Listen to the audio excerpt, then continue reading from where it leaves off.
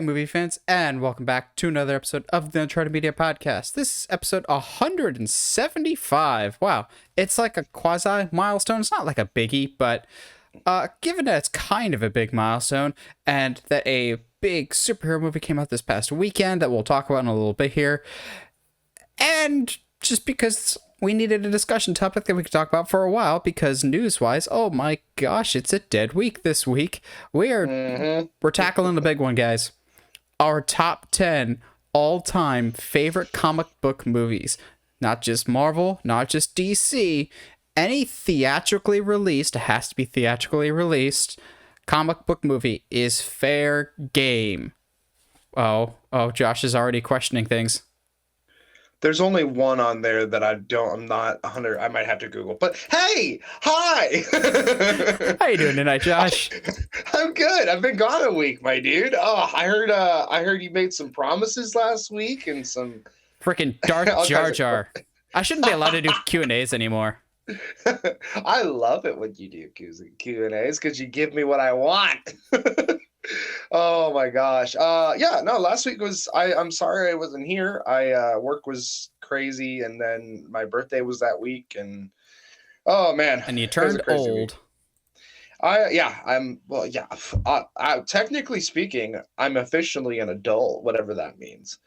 Don't know. Apparently some people seem to think that you're not like an adult until you're 30, but they can suck it because I'm still a child. That is true. No, next year I'll be the big 3-0, in which case it just means we're every other podcast in the world of a bunch of 30-year-old white dudes talking about movies pretending they're original. That's how you know you made it, is when you're in your 30s talking about movies. Yeah, absolutely. As a way to cope from hiding from the real world, basically. But Josh, you been watching anything good lately?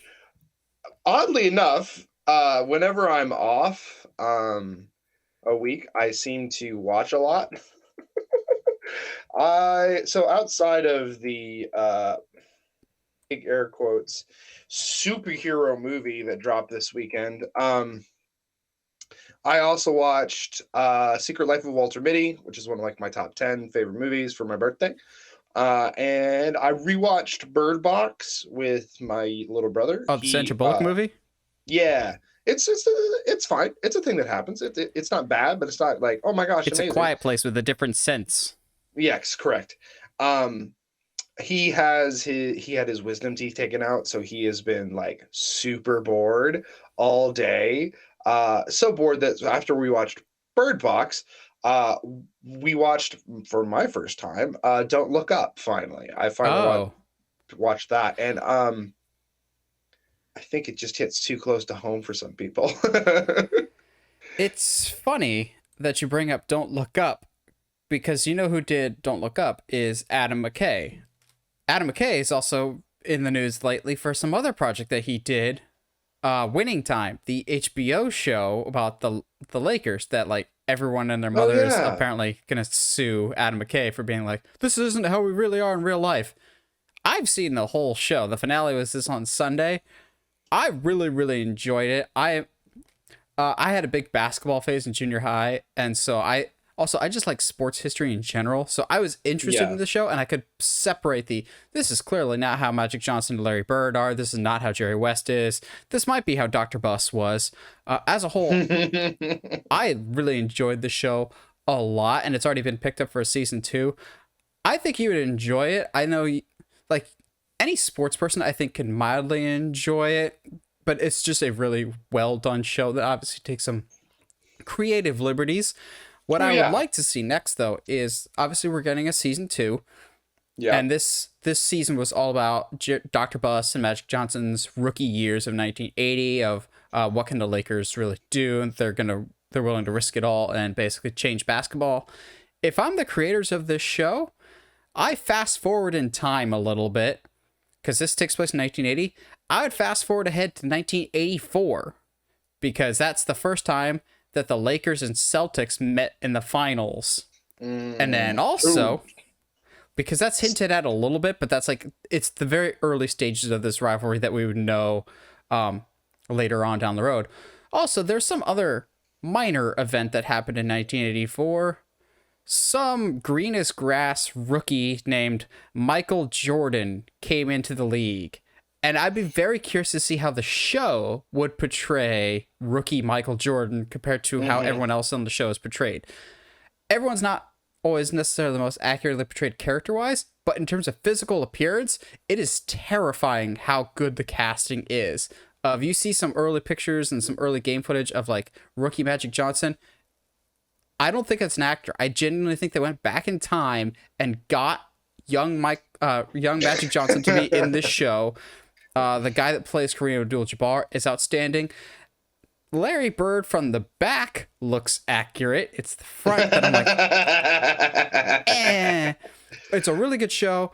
Also, I like that they kind of set some stuff up. And there's one episode. This isn't a huge spoiler because it's not a big storyline. But Magic Johnson is looking to sign with a sneaker company. Like Converse has come to him. Nike's come to him. No, Nike didn't come to him. Converse, Adidas, all the big shoe companies. And then the guy that runs Nike at the time, Phil Knight, comes up to him just kind of casually. He's just like, hey, we know they've offered you like $70,000 or $80,000, but here's what I can promise you. 1,000 shares of the company. Right now we're valued at 13 cents, but you'd be the headline attraction for our shoes one day. And you find out it's the guy that started Nike. And if Magic Johnson had taken that instead of the deal for Converse, which Larry Bird signed with, Magic Johnson would have upwards of $5.6 billion today. Oh, and yeah, so absolutely. That Phil Knight Nike story is getting turned into a movie. And after that episode of Winning Time, I'm like, I'm interested in that movie big time, which is where I think the Michael Jordan thing could come into, because I wonder who did signing with Nike and becoming the poster boy for that brand.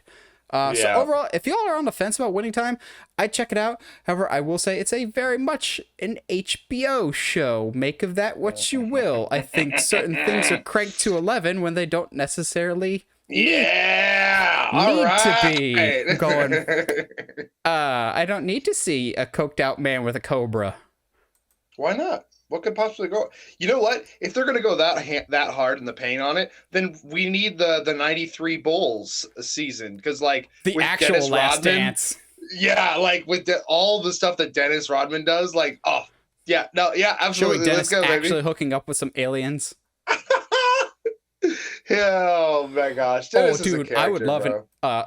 Basically, what they did with Winning Time, except the whole episode is Michael Jordan, Scottie Pippen, and the rest of the Bulls flying to Vegas to drag Dennis Rodman's drunk butt up off the hotel floor to get him ready for the next basketball game, because they had to do that at one point. I'm going, I would love to see an actual TV episode about that. That'd be great.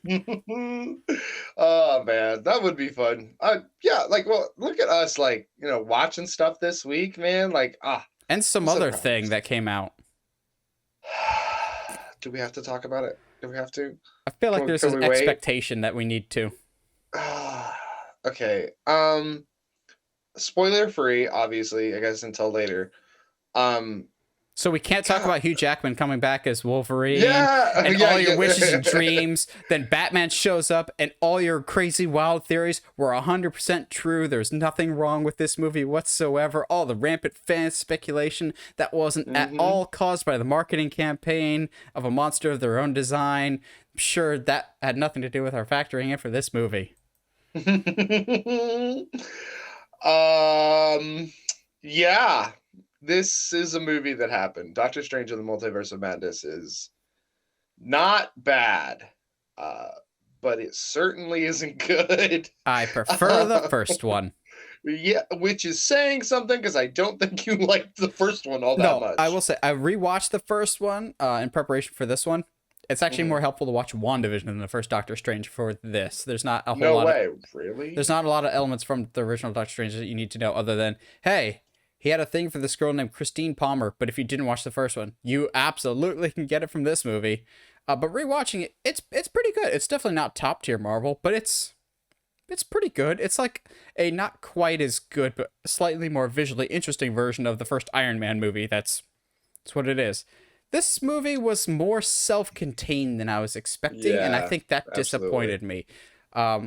And I blame the marketing department on that one, and I think Kevin Feige does too. Now we understand why Kevin Feige was so pissed at the trailers for this, because the trailers show what the movie is not, basically. I think, Yeah. like, this isn't a spoiler, but there's the Illuminati shows up in the trailers.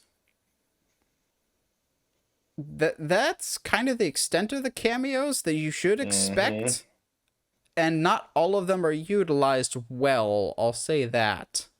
Or really utilized.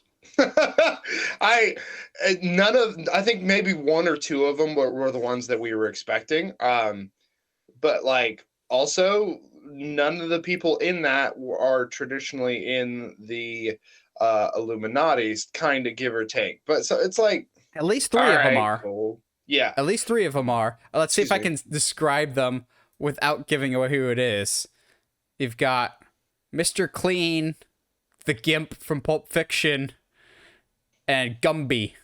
Like, those are the people that I normally know for being in the Illuminati. Yeah. But I don't. Nope. That's all, folks. Yeah. I will say this: obviously that monster that you see them fighting in the trailer is like the first thing they encounter. It looked terrible. It looked really bad. There's times that I'm watching it with Heather. I'm going, I can actually see the blue around America Chavez's hair where they didn't key everything out properly. Clearly we just watched too many Corridor Crew videos. Oh, absolutely. Oh, absolutely. But like, it was one of those, it was the end of that little battle is like the moment I was like, oh no, because I knew my mom was like right now, like 3 seats next to me. And I was same. I was like, oh no, this is gonna go south so quick. Because like I was like, okay, cool, they're gonna stab in the eye, and then it pops out, and then it rolls down down into the street, and the camera stays on it, and I was like, whoa, whoa, whoa, whoa, whoa, whoa, whoa, whoa, whoa! I was not ready, and oh my gosh, like, all right, yeah, cool. I thought when that first happened, I was like, okay, that's gruesome, but my mom has seen worse. It's right around the halfway point that you'll know it when you see the movie if you haven't already seen it, but there's a tonal shift and it becomes a slasher movie. Granted, I like slasher movies, and I think this movie works better as a horror movie than an MCU movie. But my poor mom, there's definitely a halfway point. Some characters die, we'll put it that way. But it's not just like a quick death. No. The deaths in this are very uncomfortable to watch. Like, I love a good slasher death. Like, Josh and I had talked numerous times about, oh, we love the liquid nitrogen kill in Jason X. That's great. Or Josh loves the sleeping bag kill. There's certain kills like that in this, but it's not fun to watch. Like, it's a little uncomfortable, and that's coming from a horror fan. There's, again, spaghetti. That's, if you've seen it, you know what I'm talking about. But spaghetti was incredibly uncomfortable. Yeah. Darth Maul was incredibly uncomfortable. The Gimp from Pulp Fiction was incredibly uncomfortable. What happened to that character? Oh, and the scream no one can hear. Like, oh, dude, I just...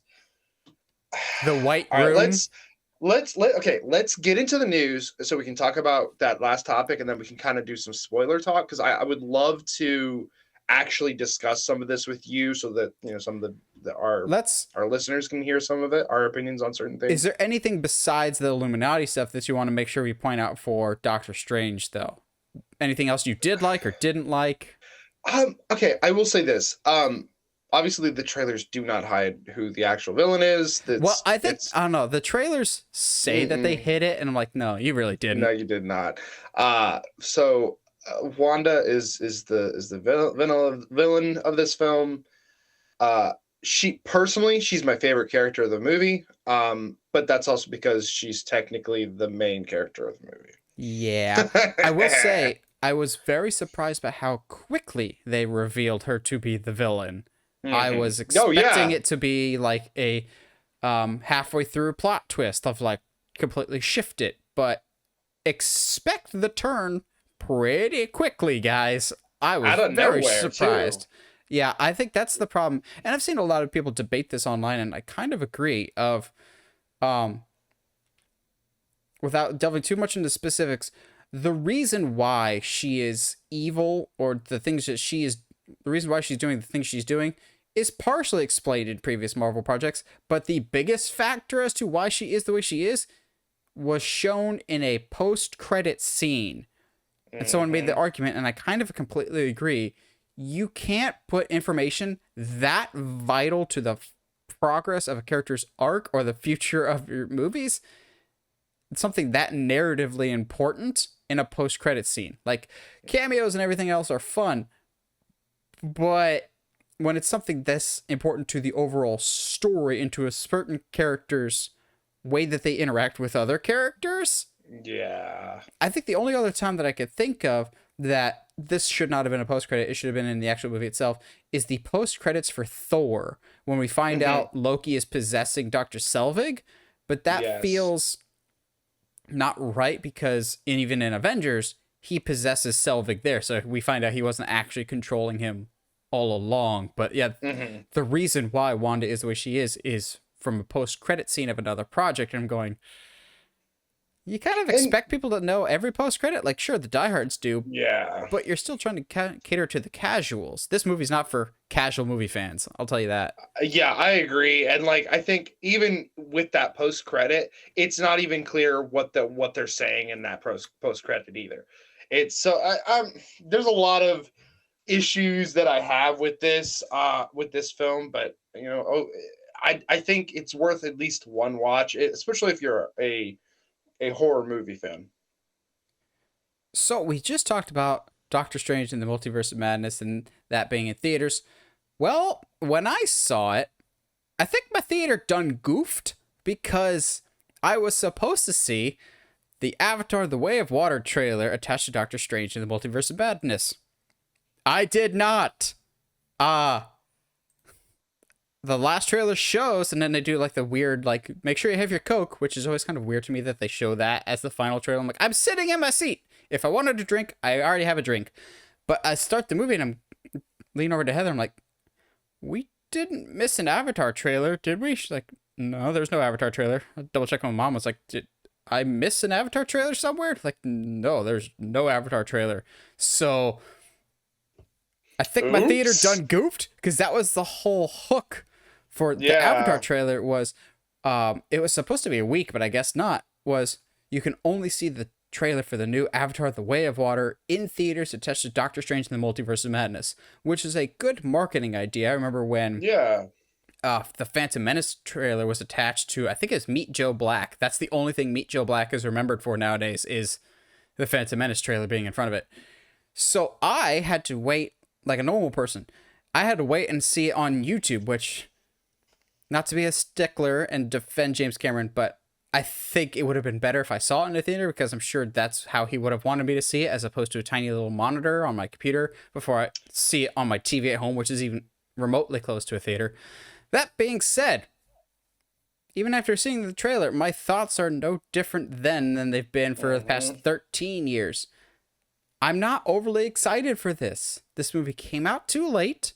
Sure, the visuals look cool, but I think we're at a point in society now that society kind of demands better than just it looks pretty. Again, this trailer looks really pretty, and you could tell the visual effects have really come a long way since that first one. I still didn't care. And I know Yeah. they said this is a teaser trailer, but the fact that there's no hint to the story at all, it's not like the original one had any story. Yeah. This teaser's already indicative of the entire Avatar franchise. It looks really pretty, but there's not a lot to glean narratively. Yeah, no, I agree, because that's the thought process I had with this trailer, at least after I saw it, was so like Okay, did you see it in theaters, or did you see it yeah, on? I saw it in theaters. I saw it Okay. like yeah, it was there. So I got to see it on the big screen. Um when the first Avatar comes out, it is absolutely leagues ahead visually of everything out right then. This is pretty par for the course visually, honestly. When we've oversaturated oversaturation with from superhero movies and just all of the sci-fi that's happened since then. This is like like you said, like the visuals are cool, but bro, like unfortunately, not even unfortunately, you're gonna have to tell a really interesting, really fascinating story that's not just a carbon copy of another story. Um, like it just it didn't do anything for me. It's cool looking. The dialogue, the little dialogue lines in there were like, okay, cool. Uh, doesn't really make sense. You know, what you're we have no context for what we're looking at, so there's no way we can get hyped really about anything. So it was fine. I yeah. The past few years, we've seen a bevy of really visually impressive sci-fi movies that have Hmm. not done well, just either from a marketing perspective, they didn't deliver, or they just couldn't get the general audience. And I'm wondering where this will fit for people nowadays. Visually, when I'm watching this, I was thinking Valerian in the City of a Thousand Planets. Like, Hmm. that looked really, really cool, but there wasn't an engaging story to go with it. I'm wondering, it's like it's been the cool thing for a while, ever since the first Avatar came out, to bash Avatar online. We're guilty of it. We will continue to do so because the first sucks.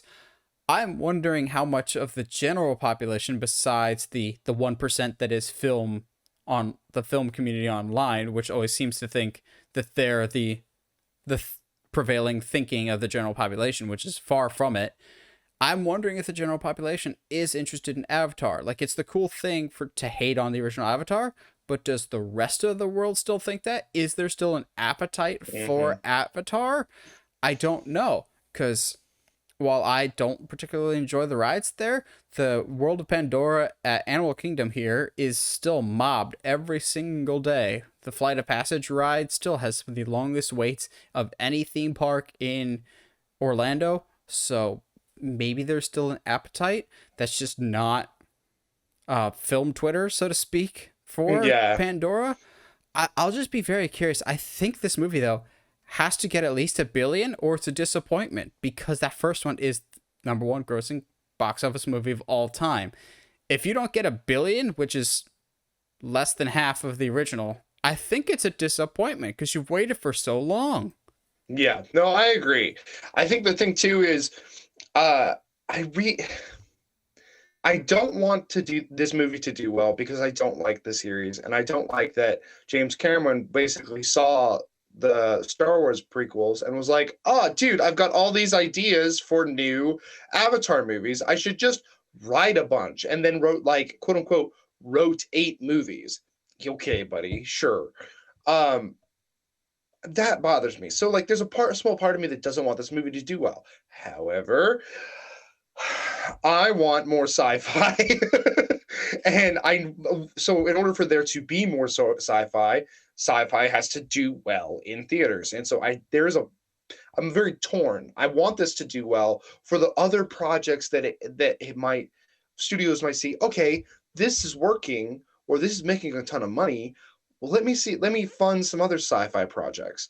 To like I want that to happen. So I guess I'm very torn because I just don't care about this film, but at the same time I understand its kind of quote unquote place in film history and stuff like that. Yeah, I get that it's important, but Avatar, and especially this sequel, feels like James Cameron going, I love the water. I want you all to love the water as much as I love the water. Like, I know it was a running joke on South Park of like James Cameron being in the little scuba machine and just going to the depths of the earth. Just like, I get it. You like cool visual stuff and the ocean and water. That's cool, James Cameron, but you've put like everything else on hold for this franchise and for this one movie, and it's taken you a baker's dozen years to get this done. So is 13 years really worth the wait? Like, we've Yeah. seen the longer a sequel takes to come out, it doesn't always have the best track record for success when that movie eventually does come out. Looking at you, Anchorman 2. Yeah. Which is does not saying much because Anchorman turned out to not be all that great either. The original or the So sequel? two. Okay. I was like, wow. I mean, Anchorman one is like it's quotable, but like, is it a good movie? Like, I Thank don't you. know. I agree. Yes. So here's one that there's nothing concrete yet, but where there's smoke, there's a human torch. Because I've been sitting on that one for a little bit here. Um, so this is going to be a little tricky to talk about without talking about some spoilers for a certain Marvel movie recently, but we'll get into the spoiler part of that in the second half of this video. So let's start us off with everyone's favorite Jim, John Krasinski. Now, John Krasinski recently was on the Amazon show um, Jake Ryan. Yes. It's Jack Ryan. Jack Ryan. It's just Jack Ryan, right? Yep. It's not like Shadow Recruit. That was the one with Chris Pine, or Yeah. No, it's just Jack Ryan. John Krasinski, the sum of all fears. So John Krasinski, the Quiet Killer. I don't. Nope, that doesn't sound good. Nope, don't like that. So he was on this Jack Ryan show, and that show will be filming its final and fourth season up and coming here. He has nothing on his docket now, which is a little interesting, besides executive producing the spin-off for A Quiet Place, the prequel directed by Pig director Michael Sarnowski. So this has led to some very interesting speculation that we're going to dive into now, because a lot of pieces are seemingly coming together to align for something that fans have been clamoring for a while. Absolutely. And that is John Krasinski might be the MCU's Mr. Fantastic, as well as the one directing the Fantastic Four reboot for the MCU. So why do we bring this up? One, the Jack Ryan thing. He just finished. There was an option for a season 5, but they're not moving forward with that. But they are going to do a spin-off of Michael Pena, which is kind of funny that they're just swapping out one MCU actor for another. Yeah, obviously. But clearly they want to do more stuff with that. So they're doing the spinoff, which makes me kind of wonder if they did want to do more of this Jack Ryan stuff, but now Krasinski's busy with something else. Yeah. The other thing to note that I talked about last week while Josh wasn't here was the director of Fantastic Four, John Watts, just departed the project, citing superhero burnout, which, if that's actually the case, I fully understand and believe that, because no matter what he did, fans would crap on his decisions in the Spider-Man trilogy. I think at the end of the day, his choices were absolutely vindicated in the choices that they made. Everything ultimately had a purpose in making Peter become who he is. But I think the timing is too coincidental that John Watts leaves right as another opportunity comes up. Now, here's where we're going to delve into spoilers for Doctor Strange and the Multiverse of Madness. This is your last chance. Dip out now. Thanks for coming, because we're going to talk about Doctor Strange. I think it has to be the craziest coincidence in the world that John Watts drops out of the Fantastic Four mere days before John Krasinski shows up as Mr. Fantastic in Doctor Strange. Now, unfortunately, and I'm still pissed about this, and I will continue to be pissed about this till the day I die, I got the John Krasinski cameo spoiled for me 2 days before the movie came out. Boo. Someone was posting screenshots from the movie and going, "What? You're not cool for doing that. What? Why?" So basically, I saw way more than I should have. But having John Watts depart, the same time this fan favorite character shows up, or highly fan requested actor shows up, is a little too suspicious for me to ignore. As well as, oh, you're saying he has nothing on his schedule, kind of like he cleared up his schedule to be in a long-term commitment with some other project? Now, I don't necessarily think he needs to be both the actor and the director. I am fine with either or. But Josh, where there's smoke, there's a human torch, right? Oh, yeah. Oh, yeah. I will say, unfortunately, so when she goes in the film, when she's like, the Baxter Foundation, blah, blah, blah. And I popped for the Baxter Foundation. I was like, oh, all right, cool. All right, I'm down. Yeah, let's go. And then and like my theater popped for the Baxter Foundation, and I was like, okay, cool, let's go. And it wasn't a big theater. And what was weird is when John shows up as Dr. Reed, everyone was kind of like, oh yeah, yeah, that makes sense. I was like, oh yeah, I don't like it is cool, but because of the circumstances of the movie, you can't like You get knew where amped. it was going. Exactly. You couldn't get amped because especially with literally the whole scene, Doctor Strange is like, yo, like Scarlet Witch is gonna kill us all. They're like, nah, we're fine. Don't worry. We're the Illuminati. We're good, fam.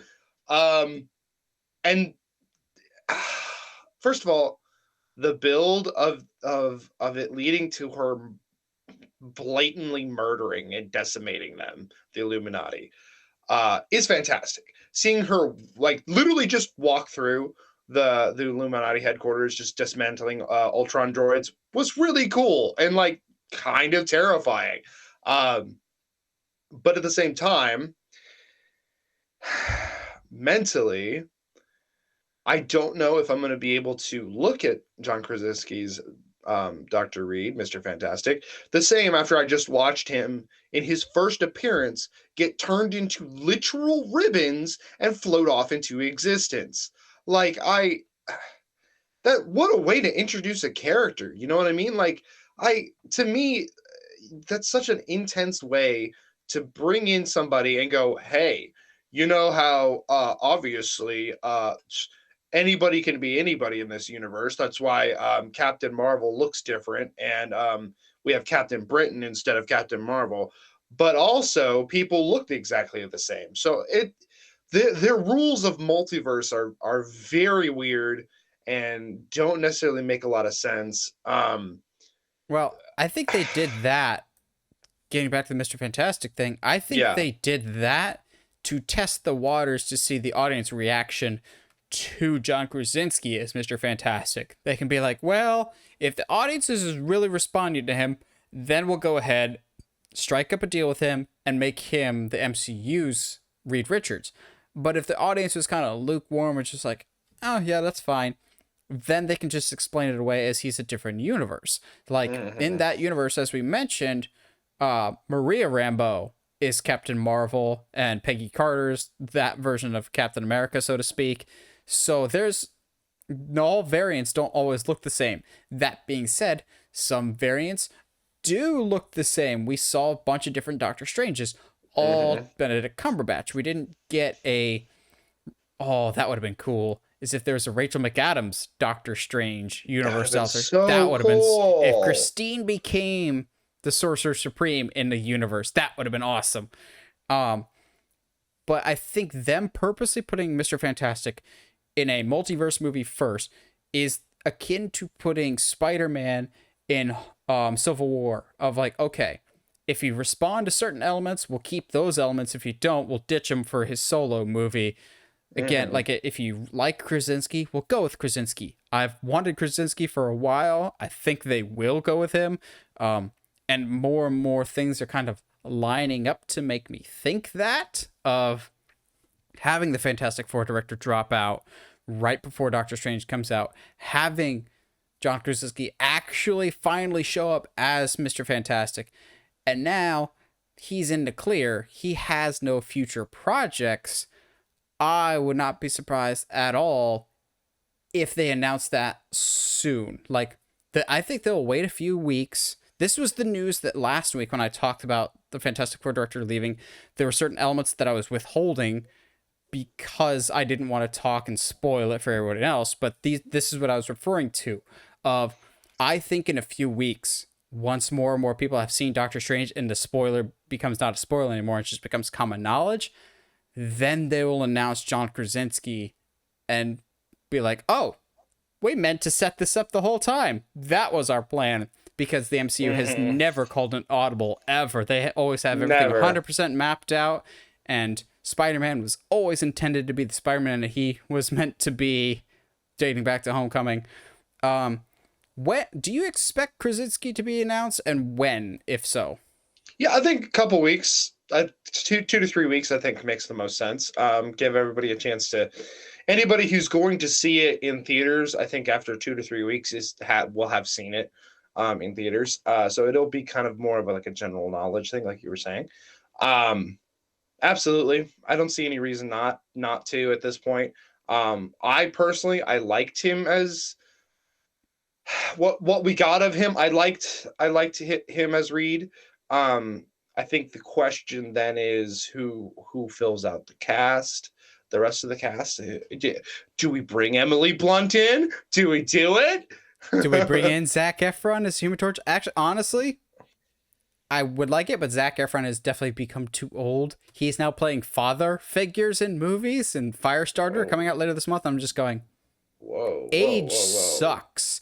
The one I'm actually most mad about is we can't use him now because he was in Black Widow, but I was really hoping for David Harbour to be the Thing, to be Ben Grimm.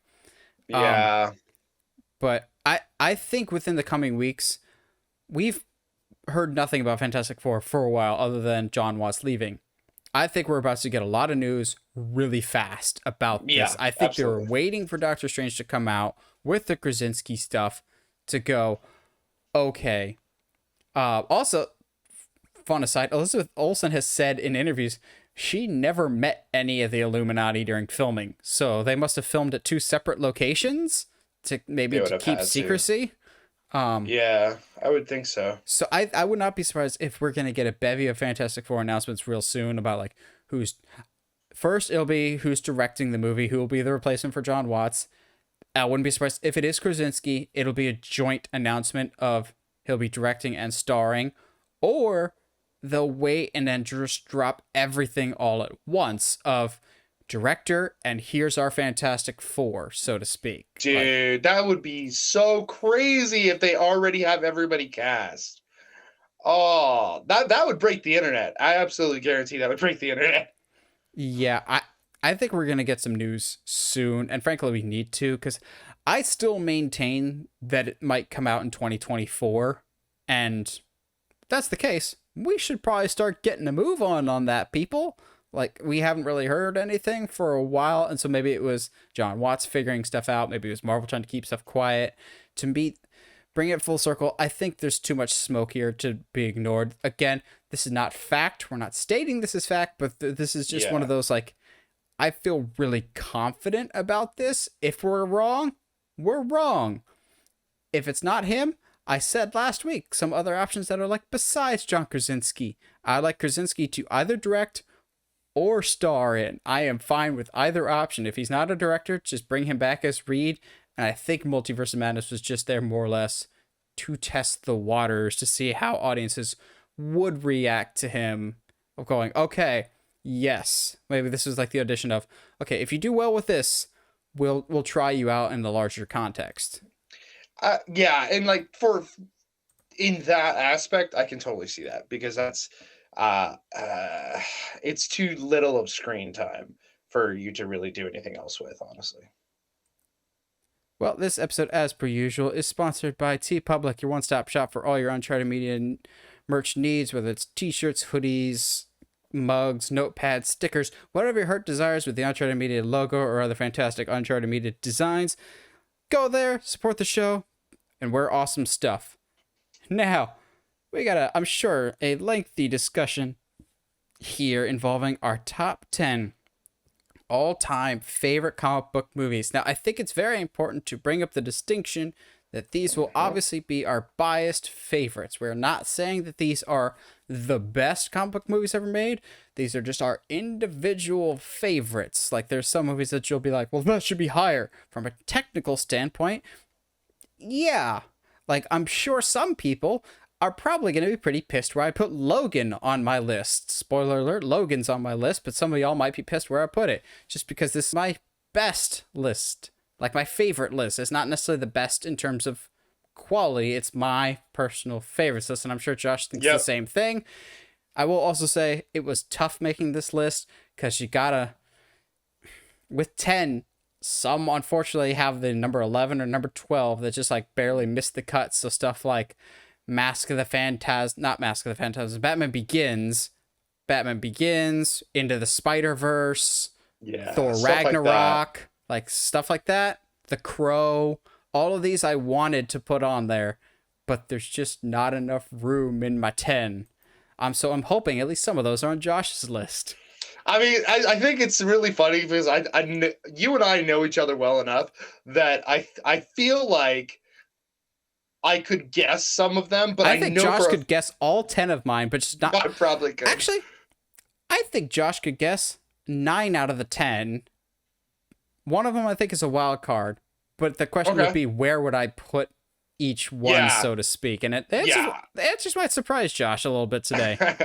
Well, I think like both you and I are not going to be surprised really at each other's list. But gosh, damn, let's get into this, man. Like I'm so super excited. Hold on, did I mislead? Did I miscount again? I went through my list like 4 times it's hard. before this. How do you do that when we only have 10? It made sense when we were ranking the Marvel movies because there's like 20 plus, and it's easy to lose count on that. Oh, that is okay. That's why. I I didn't miscount. I just didn't put a number. There's a difference. Did you put Ninja Turtles number 4 too high on your list? With Venus de Milo? There's not a 90s Ninja Turtles 4. I don't know what you're talking about. There wasn't. It was in the 2000s. We don't talk about that film. It does not exist. You mean you don't have fanfic of Venus de Milo? No, I don't. However, if a Jenica movie ever came out, I'd watch the crap out of that. Anyway. It's going to go the way of Redwall. Oh, stop. Don't do that to my heart. Hey, wait. No, I know what you're saying. Okay, anyway, let's get into our number 10s. I hate you so much. So my number 10, this might be surprising, at least where it is on the list for you, for as far as what movie this is the 2004 Hellboy with Ron Perlman. No, that makes sense. It's good. Yeah, it's a good time. It's definitely will not put Hellboy 2 on here, and definitely the Golden Army, and definitely, unfortunately, was not going to put David Harbour's Hellboy on here. Did you ever actually finish that one? I finished it out of like I have to finish it at least. Sure, fine. Is it more quote unquote comic book accurate? Yes. Does it make it for an entertaining story? No. So, yeah. But 04 Hellboy. 04 Hellboy is fantastic. Story wise, it's not really doing anything very new. Thanks for my adopted father. Because of his death, I have to find out who I truly am and what I'm truly capable of. The CGI is not over the top, but it still holds up reasonably to this day. It's because a lot of it's practical. Absolutely. And Ron Perlman is just charming as Hellboy. Fantastic. Great times. So, yeah. Here, my number 10 is the one that might surprise Josh being on my list. And honestly, when I was making this list, I was just going, is this really going to make the cut? But honestly, of all the movies on this list today, this is probably the movie that I've seen more than any other superhero movie and more than a lot of other movies. 1990s Teenage Mutant Ninja Turtles.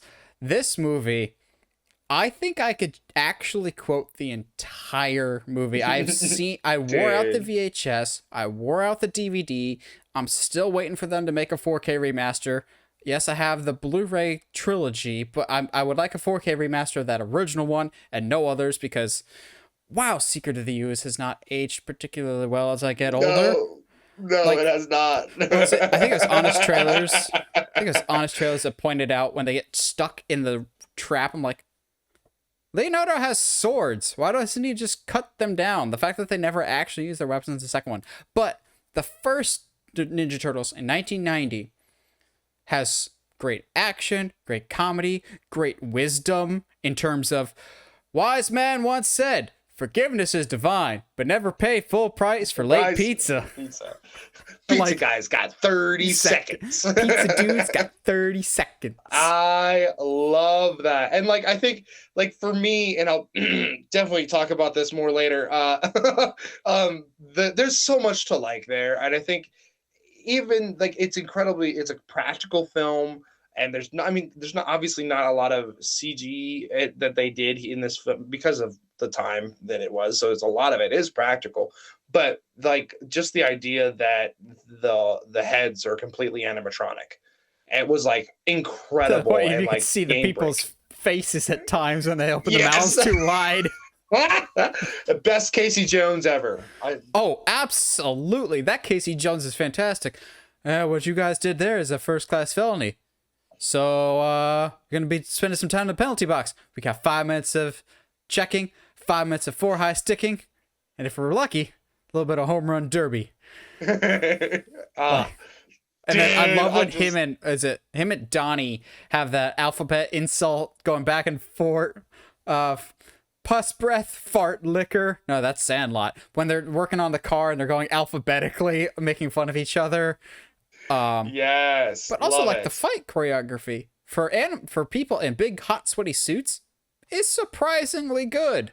And for the 90s at that too. Oh yeah, Jim Henson and his company just knocked it out of the park. But the movie's just like ingrained into my brain. I've seen it so many times, like I could just picture, hey Donnie, Wheel of Fortune, dude, and they just spin him around the room. Yes. And then you realize that other later shows would just borrow heavily from that movie, like when I remember in the 2000s animated Ninja Turtles, there's a subplot where Raph gets pissed like he always does and goes off and does his own thing, and Shredder and the Foot ambush him and basically leave him for dead and throw his carcass into April's apartment and realizing, oh, hey, you stole that from the 90s movie. Yeah. Also, like for a kid's movie, it's pretty intense. I mean, that Teenage Mutant Ninja Turtles movie in general, it gets pretty dark really quick. My only criticism is Shredder gets crushed in a garbage can, but we only ever see the helmet get crushed. I'm just like, well, how did you know he was even in there to begin with? But Splinter's great. All fathers care for their sons. And you're like, ugh. But we know the real reason why the Ninja Turtles is the best. It's because it's early Sam Rockwell. Sam Rockwell makes a cameo offering cigarettes to a child. Oh my gosh, no way. Really? That's Sam Rockwell. And he's like, do you want menthol or whatever the other option was? That's Sam Rockwell with the really deep V-neck. At the end when he rats out Shredder, he's like, you'll find a warehouse on Eastman and Laird. Oh, no way. That's Sam Rockwell. Cool. Also, like, obviously that's a great reference even before you know Easter eggs of like, hey, it's over on Eastman and Laird, the people that created the Ninja Turtles. Now Josh is going to go back and watch just for Sam Rockwell. There's a lot of really, really cool stuff. Like in the scene when we're going to revisit this eventually. Anyway, we know this. The scene where it's right before Raph meets Casey and he's hopping over cars and he slides on that vehicle and the cab driver yells at him. That's the voice actor for Raph yelling at him, which is like, oh, that's so cool. Was it a that's giant so cool. turtle? Yeah. It's in New York. Where do they come up with the stuff? Gosh, I love that film. Oh, so good. Bossa Nova. What? What? Chevy Nova? No. Cowabunga! Love it. Now, I really have to go back and watch that movie. Dude, I might go back and watch it tonight. That's such a good time. It's like, oh god. Okay, we gotta move on. We gotta move on. Okay, so since I went first, we'll just alternate. Yeah, you want to do boom go back and forth? Yeah? Let's do that. All right. What's your number 9, big guy? So number 9, I'm really glad that I started. I didn't intentionally do this, but Teenage Mutant Ninja Turtles. We're gonna go from Cowabunga to my man, Aquaman. Gosh, Aquaman is one of the first movies I've seen in a really long time when it comes to comic book movies that puts more emphasis on the first 2 words of those 3 than the last one. For better or for worse, yes, Aquaman has some issues, but it embraces the comic book side just as much as it embraces the movie side. So much of the time, especially with Marvel stuff, they don't want to lean too heavily into the kookiness or the bright, colorful nature that is comic books. Like, I'm happy we're kind of getting out of that with Ragnarok, and as much as I had some issues with Doctor Strange, that had this thing called a color palette and vivid Dude. saturation. Like, it was so much better. Seeing side by sides of what Doctor Strange looked like in Infinity War compared to Multiverse, I'm going, skin tone. Yeah. But then cut to Aquaman, where you have a beautiful grown man riding a seahorse into battle, and you fully believe it when he has Julie Andrews voicing a kraken as his backup while he fights an evil man named Ocean Master with the most vivid of blues and oranges from an underwater volcano, while a man with laser eyes tried to kill him earlier in the movie.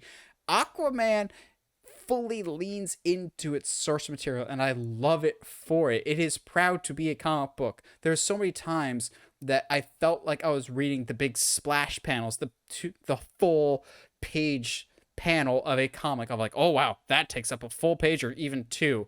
The final shot of Aquaman when he jumps up into the water, he's got his gold and green suit. I'm like, that looks like the cover of a comic book. I love it. I love the color palette. I love Jason Momoa. I love Willem Dafoe being a good guy for once. I love Patrick Wilson as Orm. I love the relationship between Arthur Curry and his father, a healthy, living, breathing father, living parents throughout the entire movie. Granted, he thinks one of them was dead for most of the movie, but they're alive by the end of it. That doesn't happen in superhero movies. You're not allowed to be happy in these things. And the fact that this is, for lack of a better term, Aquaman is a happy movie. Every once in a while, that's okay. I don't need all my heroes to be mopey, droopy, sad, depressed dicks. I'm okay with bright, vivid colors from time to time. It's also why it was hard, but I didn't have Shazam on my list, because Shazam's kind of in the same camp of, let's have fun with this. We're named Shazam, for God's sake. Absolutely. Like, Aquaman goes balls to the wall, braces what it is, and I love it, but still tells a really good story. Granted, the story is just Thor, basically, except underwater. But it's good, and I love it so much. Yeah.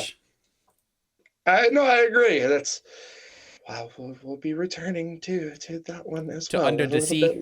Under the Sea. But for now, we're gonna go back to New York, because I don't think Daredevil from 2003. You've probably seen this movie maybe once. Elektra? But 2012's Kick-Ass is literally that takes place in New York? Yeah, my dude. I clearly have only seen this once. Yeah. But like, also, if I was to sit here and be like, it's coming, it's knocking at the door. Oh no, that's Ghost Rider. That's from Ghost Rider, idiot. Yeah. But hey, it's still got Cage in it, my dude. Not the same. And he's just as good. He's Big just Daddy's as good. Cage is not the same as Johnny Blaze's cage. That's two different cages, man. I don't know. I don't know. That scene where like, he's guiding her. He's got restraint at least in Kick-Ass, whereas Spirit of Vengeance, he's got his weird like nouveau shamanic like voodoo high priestess acting going on. Jeez, those are some big words you got there, buddy. I'm so proud of you. Nouveau shamanic is what he describes his acting method as. Oh no, especially Spirit of Vengeance. Like, that's actually the term he came up with. Oh my gosh. The man is so when crazy. I get it, you're gonna need to see an Unbearable Weight of Massive Talent. Oh, absolutely. They actually bring that up. Oh my gosh, let's go. I might be seeing it in a couple days. So we'll see what happens. It's the best movie of the year. But Nicolas Cage and Kick-Ass. That being said, also I enjoy it too because Aaron Taylor Johnson gets his butt kicked. Dude, a lot. But like, I love that part. I love that it's in the movie, not just because of the actor, but like having your main character who legitimately gets his butt kicked, and he's like fine for the most part, because he quote unquote can't feel it. But like physically, having emotionally, like yes. Yeah. But like also Hit Girl is one of the coolest characters on the face of the planet. She's cooler, I guess, in the second one ish. I'm not that big of a fan of the second one, but I don't think a lot of people are. No, there's a lot of good reasons for that. But I think between Aaron Taylor Johnson, Chloe Grace Moretz. Chloe Grace Moretz and Nicolas Cage, like they just kill this film, and like it's so entertaining, it's so interesting. Like at certain points, color is a huge thing in this film. Everybody has good I will say vivid Matthew Vaughn colors. is always very good about color, whether it's Kick-Ass, whether it's X-Men First Class. But you're forgetting one name that really makes Kick-Ass great. Mark Strong as the bad guy. Oh, He's dude, so yeah, good. Like he he's the has no problems killing dad. children.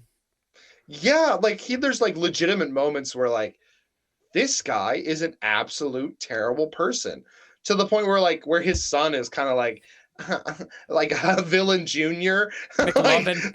yeah, look at old McLovin. Like even McLovin is like actually kind of like an interesting ish character in this film as We're well. just So gonna it's call him McLovin because the movie's name, while better. oh man. And but like that's the other thing is I love that the movie a lot like Aquaman isn't afraid to like embrace the just stupid weird stuff that's from the comic. Man, it's just good time. I personally enjoy it. I don't think you're surprised at all by me bringing up that movie. No, not really. Uh, So Number let's 8. this is where like stuff starts getting really really tough, at Yep. least for me. Yep. So number 8 is Thor Ragnarok. Wow. Yeah. I pegged that for top 3, definitely. Mm, I don't think you'll be surprised by my top 3 either, but still. Yeah, number 8 for me is Thor Ragnarok. I think it is the savior of the Thor character after Dark World. While Dark World is not as bad as I think we originally, upon first viewing at the time, it's like it's not that great of a movie, but like it's not terrible. It's entertaining, but it definitely you could tell that Chris did not want to keep doing Thor after that, if that's what Thor was going to become. And so then in comes Taika Waititi with this fantastic sense of humor and this vision of color and just fun, and that brings it.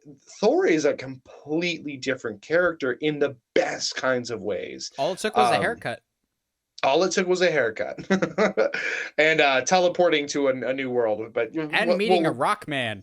yeah, which Meeting is The have you Rock. seen the interviews or with Taika about Korg?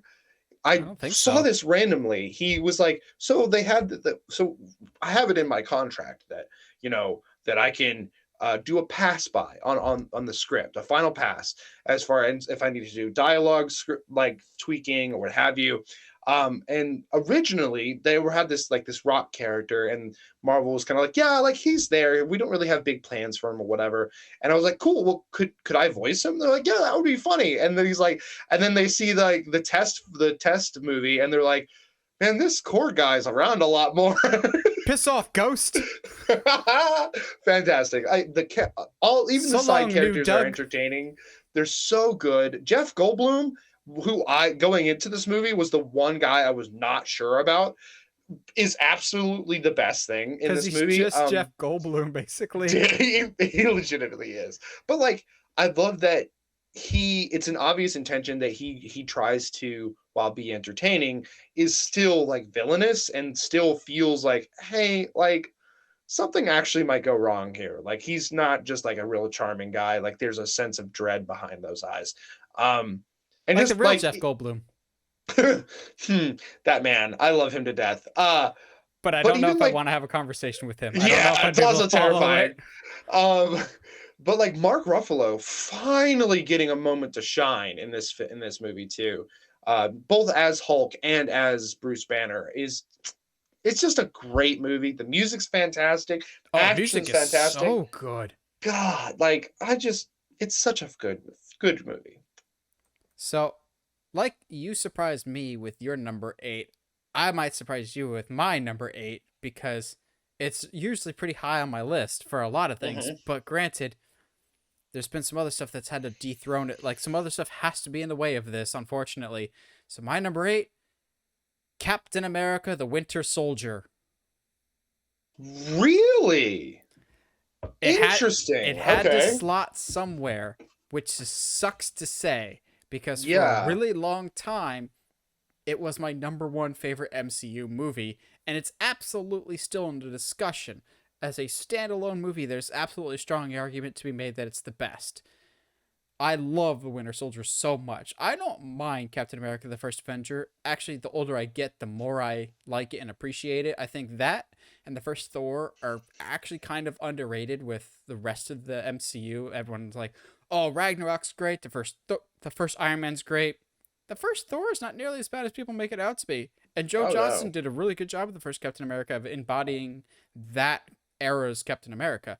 But Winter Soldier just really took things to the next level in a big way of, okay, how does Captain America, a potentially outdated character, fit into a modern context? All my worries were relieved in that first 10 minutes when they're on the Hmm. boat rescue with his banter Yeah. between him and Black Widow of just like, so what about Kristen in accounting? Eh, too busy or too shy? Too nervous or too shy? Too busy. And then just jumps out the plane. And then Frank Grillo, the best. Frank Grillo, I'm still mad that they wasted his crossbones. Is he wearing a parachute? Nah. No, he wasn't. But then he's just awesome. Captain America basically clears out the ship. And then you've got Captain America versus George St. Pierre with that great line of, I thought you were more than just a man with a shield. Takes the helmet and takes the shield off and shows, oh, Cap's been studying his hand to hand and his physics defying front flips. But then you get Yeah. what I love is the subtle details of whether they intended it or not. Of Bucky tells Captain America in the first movie, Hydra's not going to come at you with a pocket knife. Hey, Bucky tries to kill Captain America with a pocket knife in Winter Soldier in that hand to hand fight. I think it's just a great story. You get basically further invested into the world that they're building. They introduce great new characters with arguably the greatest supporting character in the MCU, and I'm glad he's no longer supporting character with Anthony Mackie's Falcon. Falcon Mm. was the best, is the best, still is the best. I loved him as soon as they cast him. I was like, I'm gonna love Falcon, and Anthony Mackie proved me right. Loved him in that. It was also our first mention of Doctor Strange was in Winter Soldier. I just think Mhm. top to bottom, it is one of the most perfectly well crafted Marvel movies of all time. However, there's 7 movies that I like more. As tough as that is to say, as much as I love Winter Soldier, it's definitely still in my top 3 to 5 in the MCU all time. I am realizing I put some of these in the wrong order. That, Number wise. oh, I was about Number to say wise. that's kind of important. Ragnarok is actually your number 1. No, we're fine up to this point, but yeah. I just like realized how low a certain movie was, and I was like, that nah, that doesn't make sense. Nah, hold on. So we are what, number 7? We're doing number 7 now, yeah? I Mm-hmm. believe so. So Carl Urban is one of our favorite people on the face of the planet. Yay, it's not on And mine. I'm so glad. This is like my yeah, 13 or 14 that just missed the cut. yeah, no, and I totally feel that. I think I saw this movie in like the perfect time of my life. Like it was coming off of that high of the Bourne trilogy, and like so like me as a human being starting to You get into mean the Bourne more like trilogy starring Carl Urban? I mean, yeah, I guess, yeah, because he is, yeah, he's in it. He's in them. But like just coming off of that trilogy, getting more into like more violent like movies and thrillers, and I think this was among the stack of movies that I saw, and I think you introduced to me Oh, probably. originally. All good But I things in was your like, life come from me. uh, but Dread is just so good. It is a bare bones plot. It's as simple as you get. There's a criminal at the top of this 100 floor building, and we got to get to her. And there's a lot of people that are going to try to stop us. And just like everything that happens in between that, for a character that even if you, especially if you haven't seen the Sylvester Stallone Judge Dredd, you have no like familiarity with, you have no reason to have any kind of like relationship with this character. He is incredibly not charming, charismatic. I'll go charismatic. He's an interesting character. You want to see more of him. He's it. It would have been easy to make him like infallible and like perfect and like no, yeah, he's just a BA good guy doing BA good guy stuff. But like they go to a point to actually point out the flaws in his philosophy and in the way that he kind of perceives criminals and crime and stuff. And it's such an interesting movie, and it's like there's some really like hardcore philosophical points that they've like nestled in the middle of this bloodbath of a movie that is it's just so good. And like and the cast is like freaking stacked too. There's a lot of people in this movie too. Yeah, I love Dread so much. Also, whether you intended it or not, you've now done back-to-back movies that Carl Urban has been in. Because he was also great in Ragnarok. Behold, yeah, fantastic, my fantastic. Love that line. But also, is it Anderson was the rookie that he's training the same day? The girl without the helmet. Yeah. Oh, dude, she's awesome. If you're ever looking for like great female protagonists, I think she's one of the most criminally underappreciated. Primarily because, fortunately, no one saw Dread, which means we never got a sequel, even though it fully deserved it. Lena Headey is just despicable as Mama. Dude. It's so good. The only reason this is on Josh's list is because he couldn't put The Raid because... I mean, but really, because like, it's not a comic book movie, but The Raid is fantastic. And this is just... The Raid with guns. The Raid with guns and comic book characters.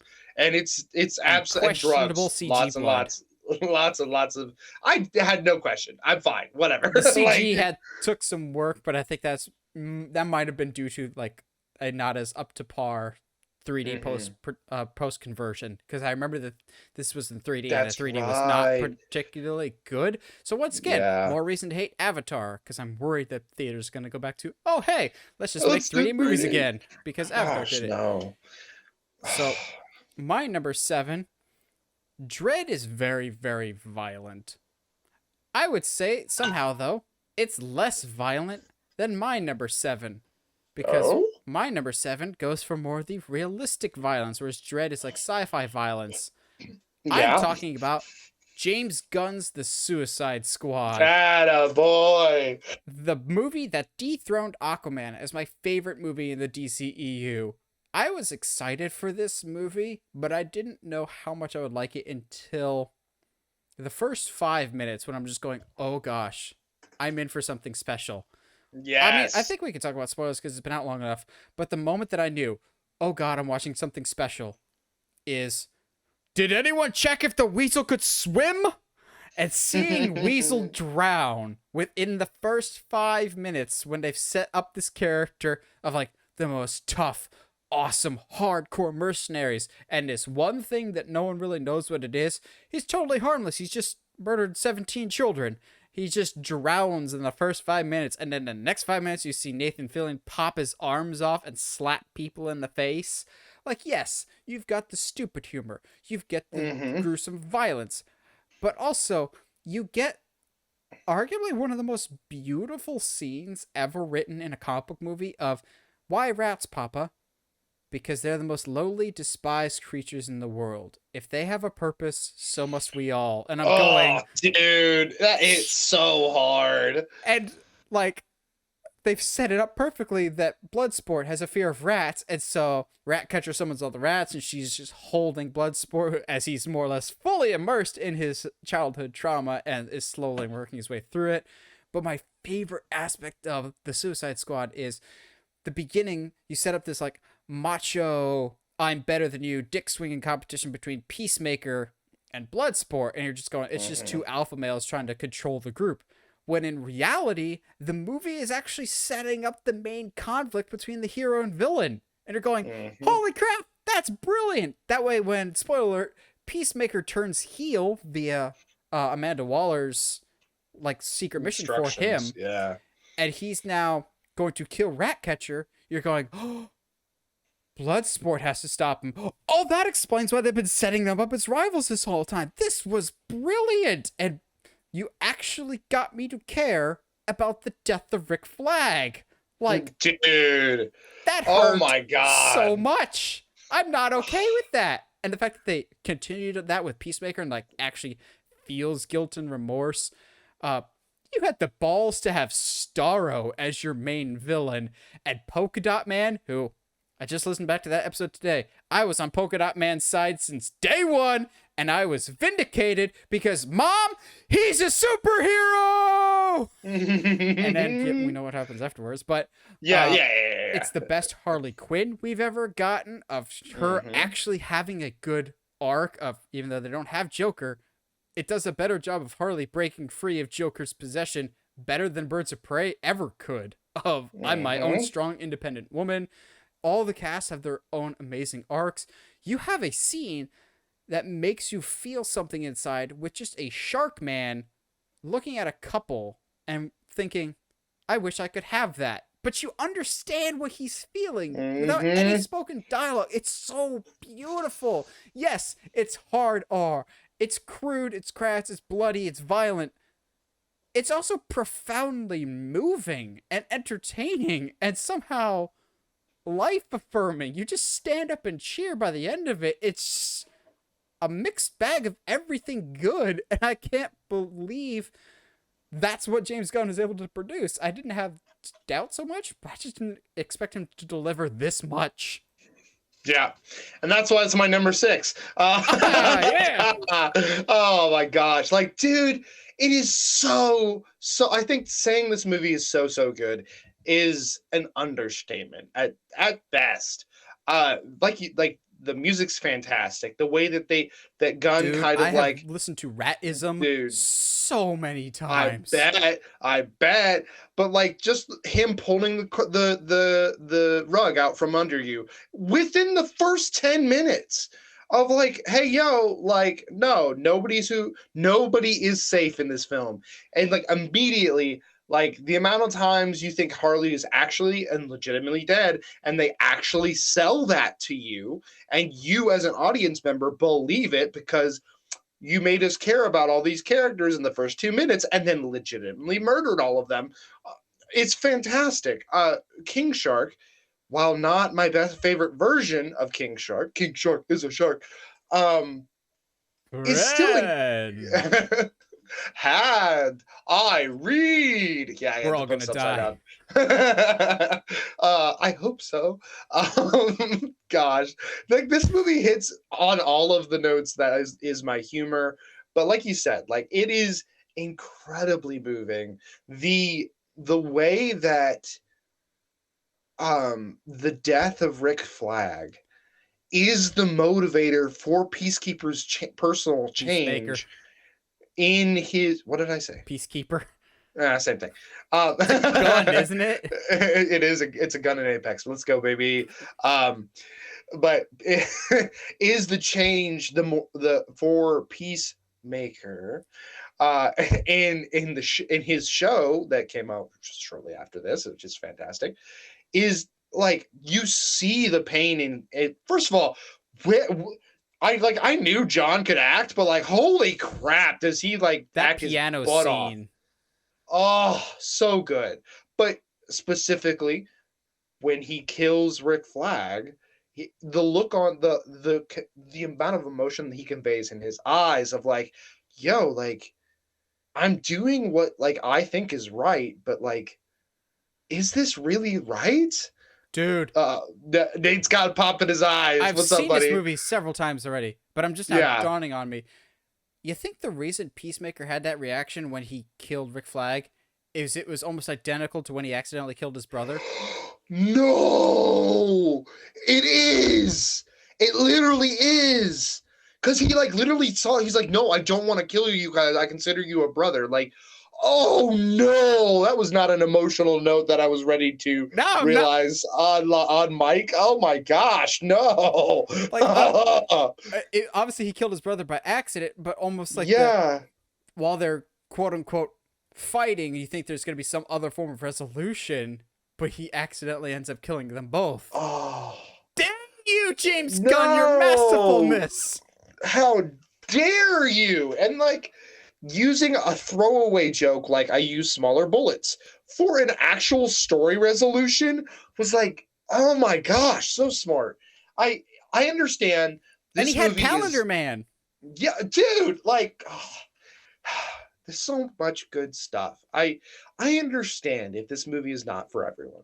I completely get that. But gosh dang it if this isn't one of the best comic book movies ever made. Yeah, it's just so good. So that was your number 6. My number 6, a lot of people are going to be shocked that I have this so Yes. low. Logan, the Okay. movie that honestly is probably, besides The Dark Knight, is probably the best made superhero movie of all time. It's on my favorites list just because it's not one I could just, hey, I feel like watching a nice light-hearted superhero movie. Let's go watch your childhood favorite die a brutal death when he has to come to terms with Mul- his own youth. Going, Multiple childhood favorite characters die. Oh, dude. and Stephen Merchant. Oh, yeah, I mean, him too. But like we knew going into Logan that it was going to be emotional, and we were pretty confident that both Logan and Professor X were going to die, but we were not expecting how impactful that it would be. Of so this is what it's like to have a family. Then those are like the last words Professor X says before he dies. You're just like, Hmm. ugh. But take out the sad death. It's such a moving story.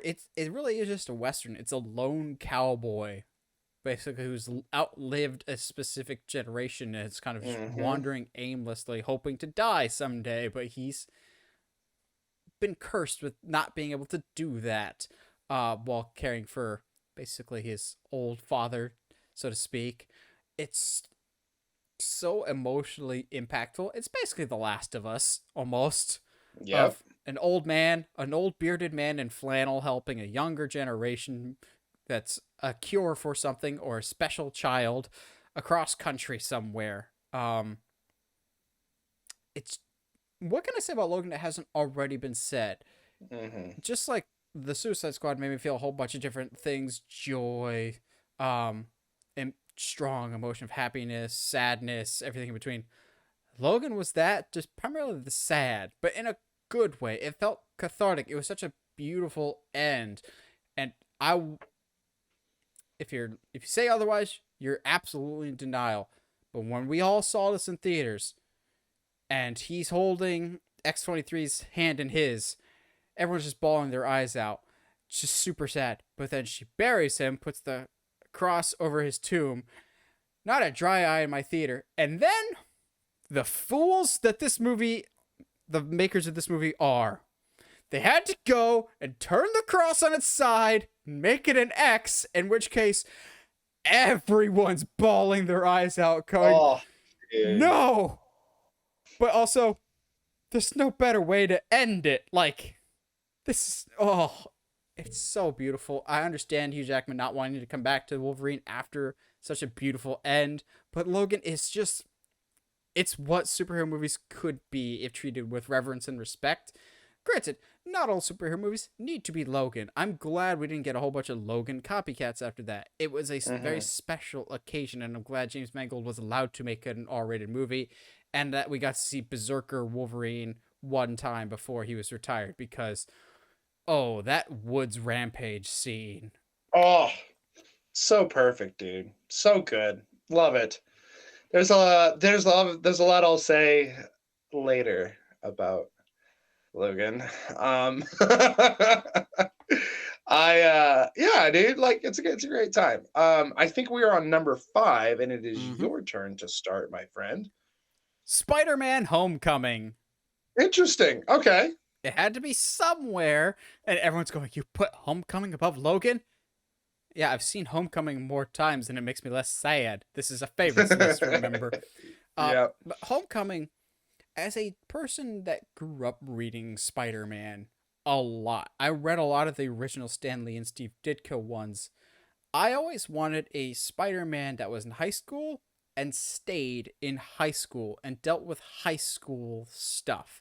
Like Toby did it in his first movie for a little bit, but they, if I remember correctly, his graduation from high school is in the first movie. Like they wanted to get him out of high school as quick as possible. Andrew, it's the beginning of his second movie. They Yeah. want to get them Yeah. out of high school as quick as possible from going. But but there's a lot of high school stories to tell with Spider-Man. That's part of the appeal is he's a struggling kid.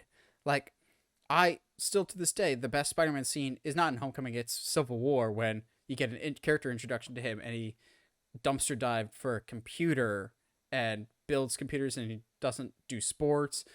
He's worried about tests. That's Spider-Man of the day-to-day stuff. I love before he suits up for his nighttime activities of being Spider-Man.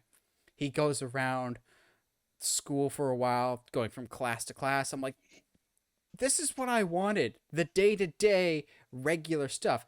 Now, granted, Tom Holland is one of the biggest and hottest names in Hollywood now, but when he first started in Homecoming, he was an average-looking kid. Like Andrew Garfield, not sounds horrible, but he's not ugly enough to be Peter Parker.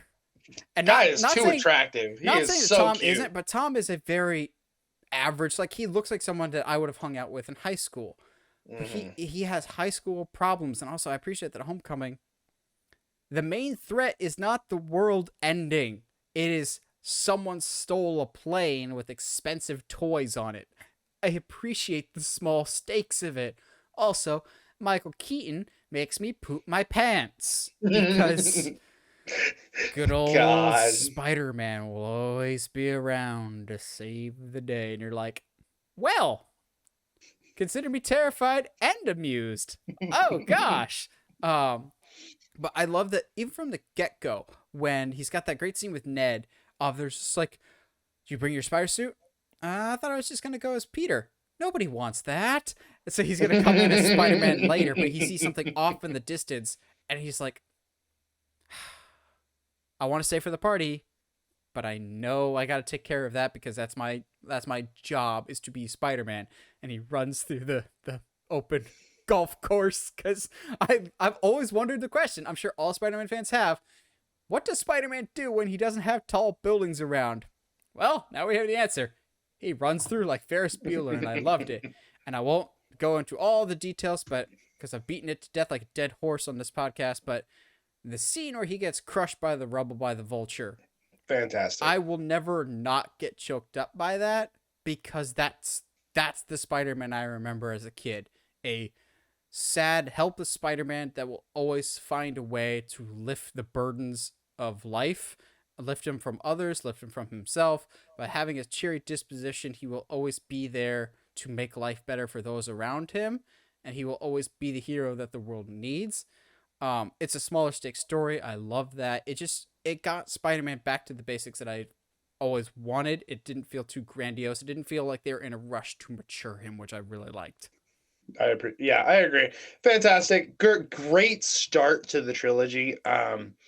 I have a vivid memory of getting that text message from you from the first trailer when he opens up and gets the web wings, and I was like, I just remember you being like, that was the one thing I didn't think they would ever do. I didn't put it in the video. Crazy. I said it and I cut it out, and I'm still mad that I did.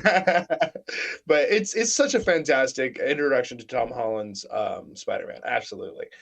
With obviously much better things to come. There's so much. The second one, Far From Home, it's a movie fine. That exists, but I hate a lot less having seen the full picture. Yes, I agree. Now, because of because of No Way Home, I definitely feel better about Far From Home. So there's that. What is your number 5? Number 5, we're starting to really dabble into like some of the more recent ones here. Catwoman. The Batman 2022 is at my number 5. So there's that. So for those who I won't go too deep into spoilers because I guess it is on HBO Max. So like, what are you waiting for at this point if you haven't seen it? It is easily one of my favorite Batman movies of all time. Um, Easily, without a doubt. I think you and I have been saying for a long time we wanted a detective Batman. And when Matt Reeves was first interviewed about this movie at DC Fandom all those years ago, God, he was like, "I've always wanted a detective Batman," and both you and I were like, "Oh, we are in for a treat." And for me, it's the little things. I love that we never get an Arsenal reveal. I love that he just is constantly solving problems with gadgets we didn't know he had, because it's not about the gadgets; it's about the problem solving. Just the villain, fantastic. The plot is a little his plan is a little interesting, but there's a lot of questions that are raised upon, like, when you start thinking about everything. But like at the same time, like, gosh, Catwoman, fantastic. Colin's freaking Penguin, I don't know what like, you're talking about. Colin Farrell's not in the Batman. he's not in this It's film. somebody There's no else. way. I still like.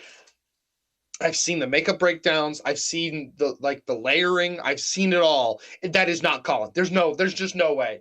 I love that in interviews he was like, it was weirdly the most freeing experience as an actor I've ever had. And I was like, all right, Colin, you do you. You crazy dude. You do you. Um, Fantastic.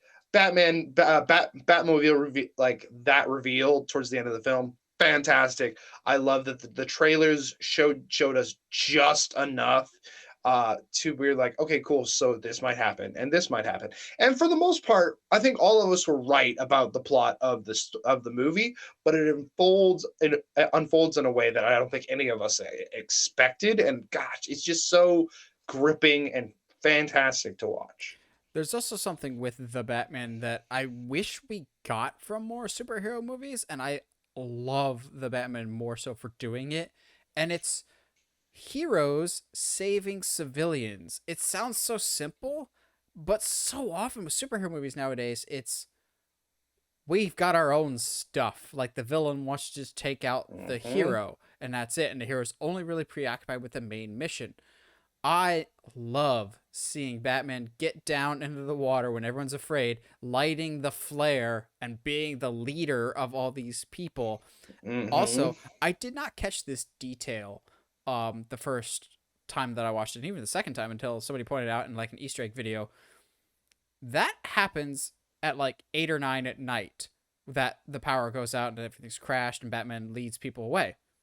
We see Batman again when the sun is coming up, meaning Batman spent all night helping Mm. people, rescuing people, getting people in choppers into safety, and also it's symbolic that the sun comes up. It's a new day for Gotham. It's a new day for Batman. It's a new everything. I love when that woman's being carted away in the emergency helicopter. She isn't afraid of Batman. She wants Batman with her because she feels safe with Mm-hmm. Batman. And Mm-hmm. he's got that great line about the city has been hurt. Pain will always leave a scar. But what do scars do? They heal and they will grow. You will be stronger for it. And I'm going, dude, I'm feeling things right now. I so often we don't get heroes helping the little people. They're so occupied with the Mm-hmm. big picture that they don't help with the street level. And I love that, and I want to see that going forward more with the Batman. Of the whole arc was, I need to be fear. No, Yeah. no, you need to be Batman. To which someone pointed this out, and I'm going, don't, don't you put that in my head. Of in the first Batman movie, he calls himself Vengeance. So what if the first movie Mm-hmm. it's I am Vengeance, and the next one is I am the Night, and then the theme of the third one Mm-hmm. is I'm Batman. I'm... I'm going, don't you put that out there. Don't you do it. But no, the Batman, great. And even after just one movie, mm-hmm. feel pretty confident saying Michael Giacchino's score will go down as one of the best movie scores for a comic book movie. Like, even if people have not seen Batman, you already know by now. Bum, bum, bum, bum, bum. But honestly, just take the Jaws-esque music that is that. The score for the Batman is beautiful. Like, Oh, I've listened to the Batman score so many times. It's just No way, really? I couldn't tell at all there, it's like buddy. I listen to movie scores a lot, but it's the music is more beautiful than I was expecting. I was expecting dark Yeah, ambiance, but there's a lot of slow, peaceful music, like when he's sitting by Alfred's bedside. That's a beautiful piece of music. yeah. The Sonata in Darkness is great. Just the Batman, we've got a sequel announced. Now I just need Robin, and I need it to be here tomorrow.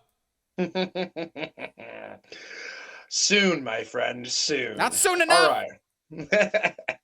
On to our number fours. So I'll keep on the train of the Batman, Okay, okay, okay. The Dark Knight. All right, I'll allow it. I I'll didn't allow it, say sure. Rises. I didn't say Yeah, Rises. no, yeah. My I brain was saved like that for this number guy- one.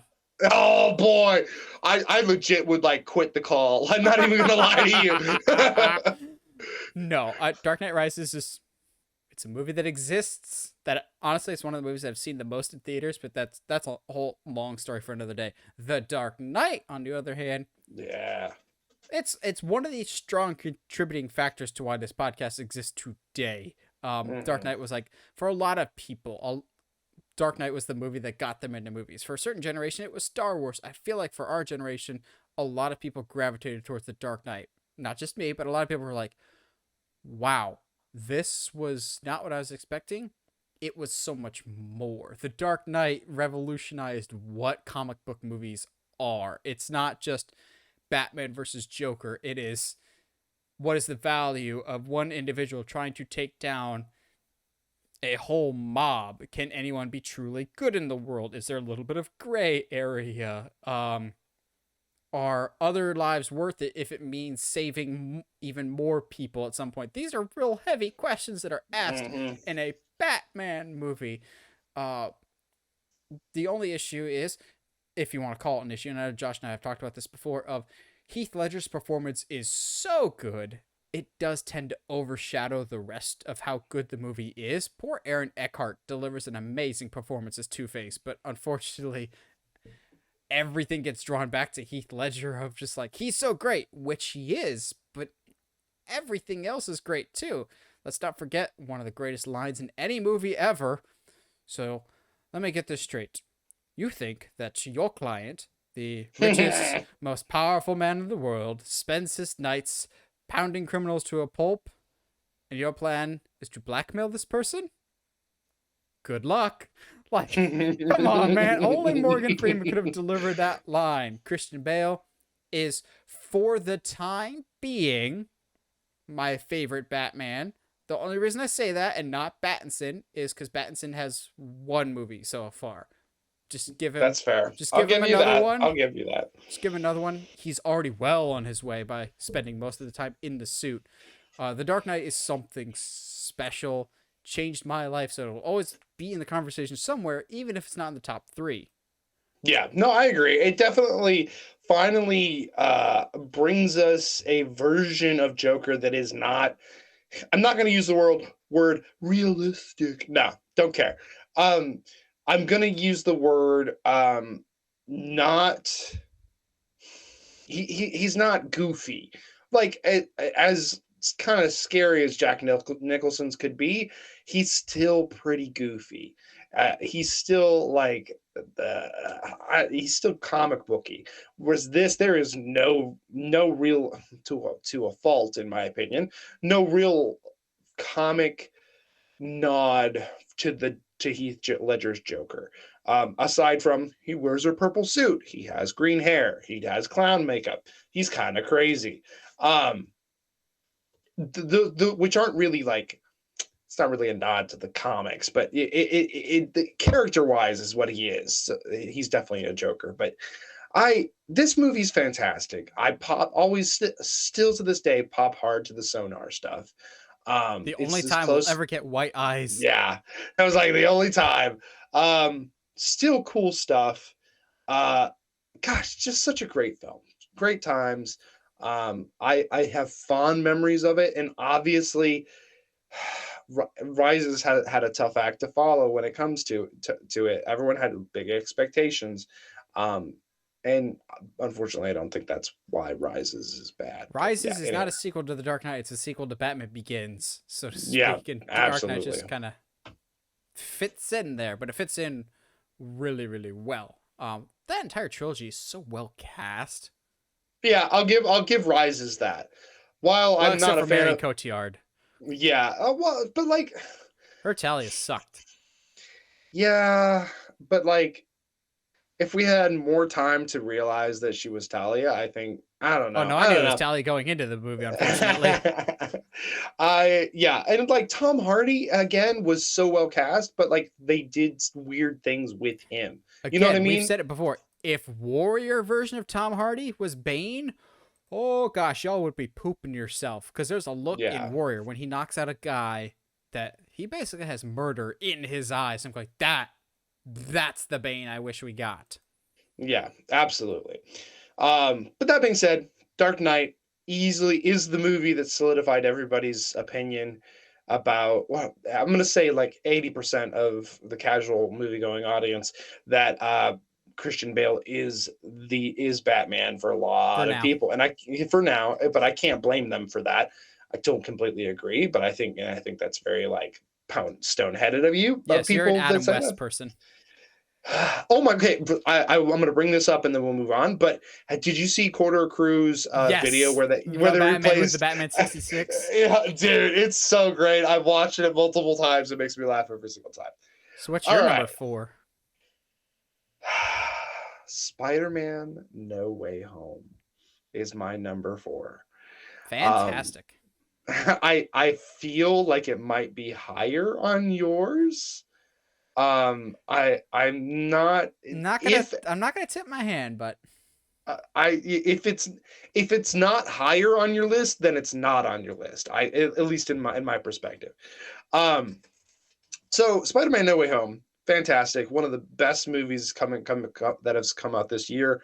Um, Gosh, dude, like, what can I say about this movie that hasn't already been said? Um, the returning Spider-Mans with Toby and Andrew, fantastic. They treat those characters, the actors, and the stories that they're coming from with an incredible amount of respect and just this knowing of like the fans' opinions about certain things, and just just Tom Holland. Tom If Tom gets the freaking crap beat out of him, and I dude, love it because that's what his oh, Spider-Man has needed. His Spider-Man, for lack of a better term, has been pampered. He's been protected. He's been shielded from the world. I love the scene after May dies and he's sitting on the billboard, and Jay Jonah is just on the big, huge billboard. Everything Spider-Man touches turns to ruin. Like in that moment, Jay Jonah is still actually sad over the death of May, even though he never met her. Like, this is clearly a tragedy, but he's just like, no, this is all Spider-Man's fault. And unlike other J. Jonah Jameson stuff, he's actually right this time. It is yeah, Peter's fault. And I love that. It's also one of the most like visually striking moments in the whole movie. Like typically John Watts' cinematography isn't overly special. It's not like Dune where you're gonna be like, oh wow, that's a beautiful shot. But when he's hmm just standing there, like backlit with big old Jay Jonah, I'm like, that's beautiful. But yeah, No Way Home fixes stuff not only with Tom Holland's Spider-Man, but with other Spider-Mans too. Of all the other Spider-Man, it's just been like, hmm really, Spider-Man just kills his enemies willy-nilly. Nope, we're gonna fix that. Y'all hated Amazing Spider-Man 2? We're gonna fix that and give some actual emotional depth to this, to the point of Andrew Garfield's almost the more emotional character besides Tom hmm Holland, because I've seen that scene over and over again when they first meet Tom, and it's like, yeah, I have some idea of what you're going through. Don't tell me you know what I'm going through, because you don't. And then they cut back to Andrew, and my heart just shatters into a dude, thousand pieces. oh. Because then Tom's just like, I did everything I could, but I couldn't save her, and it's all my fault. And they cut back to Andrew, going, "Stop cutting back to Andrew! Don't just stop." I'm not emotionally ready for you to keep cutting back to Andrew. Stop it. And then once we get to the Statue of Liberty, we kind of got the pieces rolling of going, oh, we see in the trailer that MJ is gonna fall. they're not going to have Andrew catch her, is he? And so she falls. Peter goes to make the save. And I remember my theater audibly gasped when Green Goblin sideswipes Tom. And everyone's like, Dude. no. To which I'm just sitting in my seat going, oh, they're going to do it. They pan over to Andrew Garfield, who's got the pained expression of, no, not again. Won't let this happen to one of my brothers, in the words of Andrew Garfield himself. Goes, and then my theater almost cheered just as loud when he saved her as when he showed up through the portal for the first time. Yes. It was this sense of catharsis of going, no, not again. Also, I need to, if I didn't already, I'll send you an edit that I found that when Tom Holland meets the Spider-Mans for the first time, it shows flashbacks to the moments that they're talking about. So when Toby's just like, my Uncle Ben was killed, it shows in black and white the night that he gets shot and everything else. And then when Andrew's just like, there was Gwen, and it just shows him holding her body, cuts back to him, she was my MJ, and it just lingers on that shot for a while. I'm going, stop! It makes it so much worse and so much better.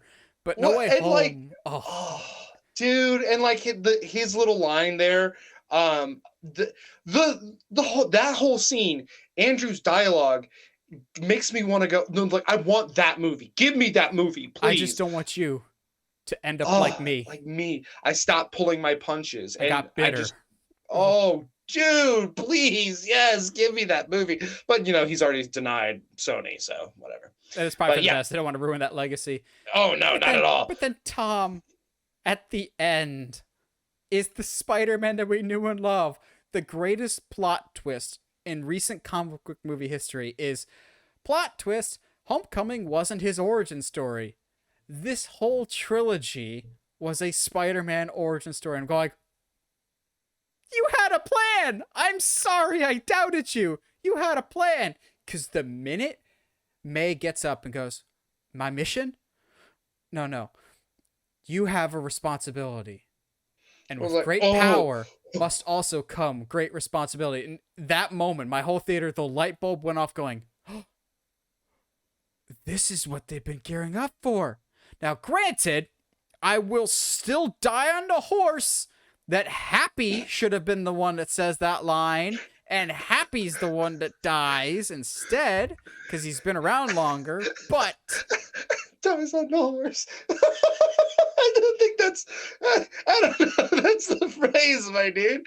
But I agree with you. I mean, but that being said, geez, I always forget her name. The lady that plays May, Aunt May. Geez. Marissa Tomei. Yes, she absolutely kills it in this movie, though. Like Goblin killed her. Speaking of Goblin, probably the best part, not even the best part, because there's so much good stuff, but like, gosh dang it, when William Dafoe wants to be terrifying, William Dafoe is terrifying.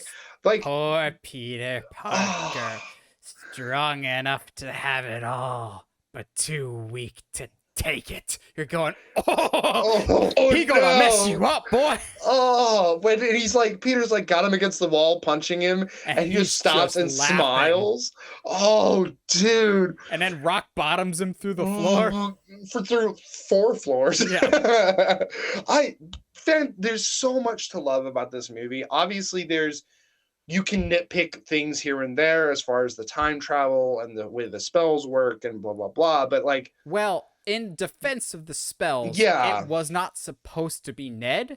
It was supposed to be America Chavez. But since that movie hadn't come out yet, they swapped the release dates. Doctor Strange was supposed to come out before Spider-Man. So that kind of explains the Ned thing, which still is a little weird to me. But yeah, you can nitpick, but I choose not to. But even like the nitpicks aren't that strong, because in some ways they kind of, I love that it's Ned. I just love that it's Ned. Like, I didn't know that it was supposed to be America Chavez, but I just love that it's Ned. Ned deserves some time in the spotlight. And when he eventually becomes Hobgoblin, it's going to be heartbreaking. I can hear it now. I can literally hear it now. Peter, you broke your promise. You never. Oh, dude, let's freaking go. I'm so stoked. Or better for yet, the next one. He seeks out MJ, but he doesn't seek out Ned. Oh, don't. What made her more special than me? Oh, dude. So that was your number 3, right? Four, That was your four. number 4? Yeah, my dude. Okay. So then what's your number 3? Right. Yeah, yeah, yeah, yeah. Because your number four was Batman. Yeah, my number 4 was The Yeah. Dark Knight. Okay. So number three. So when they first announced Old Man Logan, I There it was like, is. but that's a Game World story, and Game World is weird and wacky, and I don't know how you're going to set that up in one movie and then also give it a good solid goodbye. This is before we trusted writers with X-Men movies. uh I don't know how you're going to set up Game World and then also have a good solid goodbye to Hugh Jackman by the end of it. But gosh dang it, was I happy that we didn't really deal with Game World and still got an old man Logan scene. Um, I've seen the edits of when he places his X-23's hand in his for the one final time, and you hear the voice line from the You'll die with your Wolverine heart in your in your hand. hand. I was like, oh, stop. No, sir. There's so much to love. I love that like Logan is legitimately just doing the best he can in this film, and it's just not enough until the end. I just there's the way that because Logan's always been this like grumpy guy, like leave me alone, blah blah blah blah. I'm not gonna help anybody but myself. But like the fact that he ends up, and partially because of X-23 and Xavier's state, ends up helping a bunch of new mutants. Um, oof. I'd rather spend time with these New Get to Mutants. safety. Yeah, same. Because they're all like, I don't remember any names, but I remember certain powers and like they were cool and like just like not in a way being able to say goodbye to Hugh without him also passing the torch off. I think that's very important to me, at least when it comes to Wolverine as a character. We had him for so long. Hugh played him for so long. So to not, and obviously there's other reasons why we haven't had a Wolverine yet, but I love that the Logan is about as much as an old man Logan story as it is a a love letter to the X-Men movies of the past. And while I love, and not all of them are very good, some of them are pretty bad, but at the same time, I do have some nostalgia for them. Like Juggernaut's lines go down in history. Are For they the meme stupid? ability. Absolutely are they stupid, but I love them. And like I just like the first one is super cringe, but holy crap, is it memorable? Again, for the meme ability. Like, you know what happens to a toad when it's struck by lightning? The same thing as everything else. Stupid line, hilarious. But like Logan, if anything, is not just was ended up not just being a really good goodbye for Hugh Jackman, but it was a love letter to the X-Men series. um, I pretty sure Apocalypse and Dark Phoenix came out after it though. Yes, they did, So there's that. unfortunately. Cringe. Yeah, but Logan easily it will all I it's not one that I can watch often. Oh I gosh, think I no. haven't rewatched it. I want to say in a couple years, and it's been at least 2 or 3 years, bare minimum. But so I might rewatch it. But is to me the fact that it resonated with not just me, but you absolutely so much after one watch to me says how good of a not just a comic book movie but a movie it is, because I think there's always that caveat of like, oh Well, well, it's it's good just a for a count, it's comic good book for movie. yeah, absolutely. No, like this is a good film all around. So Yeah, if they didn't have superpowers and no one told you it was based off a comic book, it I think would have been received even better, which is saying something mhm. because it already was well received. My number 3 is gonna surprise Josh because I think he's expecting it somewhere else. Batman: Mask of the Phantasm. No, yeah, that's I was like, yeah, top three. That sounds about right. And technically, it was released in theaters, so it still counts. So And I it got. flopped colossally in theaters. If I was alive at the time, I would have seen it. Actually, I might have been alive, but I was probably 2 months old. Um, Yeah. I will still say it. Still the best theatrically released Batman movie. The Batman, if it stays on track where it's at, will surpass this one day. The franchise will, if it continues its fantastic momentum of the first movie. Mask of the Phantasm still continues to be the most underrated superhero movie of all time. Not nearly enough people have seen it, and I think too many people either write it off of one, it's an animated movie, so unfortunately people kind of throw that out of it's an Mm-hmm. animated movie. That means it's not as good as live action. I'm going, really? Then how come an animated movie, whether it be Mask of the Phantasm or the Lego Batman movie, both of those somehow get the psyche and the character of Batman better than any live action version has ever done? Mm-hmm. Um, but I love, and I've always said, I love the fact that Mask of the Phantasm, it poses a question we've never seen before in Batman movies of what if Batman had the choice to be happy at one point? If he found happiness in his life somewhere along the lines before he became Batman, would he have ever become Batman at all? It's kind of the question of different context, but if Bruce Wayne found Dick Grayson before he was Batman, would he have still adopted him, and would Dick Grayson Mm-hmm. have had the influence? Now, granted, Andrea had a different kind of relationship with Batman, but Much much different. different. Depends on what side of Tumblr you're on that day. But Andrea Beaumont poses this interesting question in Batman's life of if she stuck around, would there have been a Batman in the first place? In which case, what does that mean for all of Gotham? It works as both an origin, but not. It's not an origin, but it shows you how Batman got to be the way he is. With still to this day, the greatest Batman scene of all time. He finds out Andrea is moving away, which was total BS. So he basically abandons any chance of having a happy life. He's like, nope, it's not for me. Time to Batman. And so he goes down to the basement. He's completely engulfed in shadow. You get no detail. So he's suiting up, offers out his hand, basically saying, Alfred, give me the mask. Puts on the mask for the first time, turns around. He's still obscured in shadows. And Alfred is actually terrified of you see somebody for the first time that you've known your entire life, his entire life. He's not Bruce Wayne anymore. He's Batman. Shirley Walker's outstanding music kicks in. You're going, that's Batman. But also it has a fantastic villain in the Phantasm, which actually tricks you with its voice acting of the person that voices the Phantasm is not just different than who's actually under the mask, but is also voicing another character in the movie itself. So it kind of tricks you and going, well, it's Hmm. clearly that person because the voice matches up with that character. Um, Mask of the Phantasm also knows how to use Joker properly in a movie where he's not the main villain. Joker's in it, but he's not the main villain. He's utilized perfectly. Phantasm is a great villain, one of the greatest designs ever for Phantasm. I also probably one of the most brutal Batman movies, even if it's just a little bit. But I still wince in pain whenever they're in the that World's Fair part and Joker pilots the little helicopters and one of them cuts Batman's arm. The sound design on Mm. that is uncomfortable.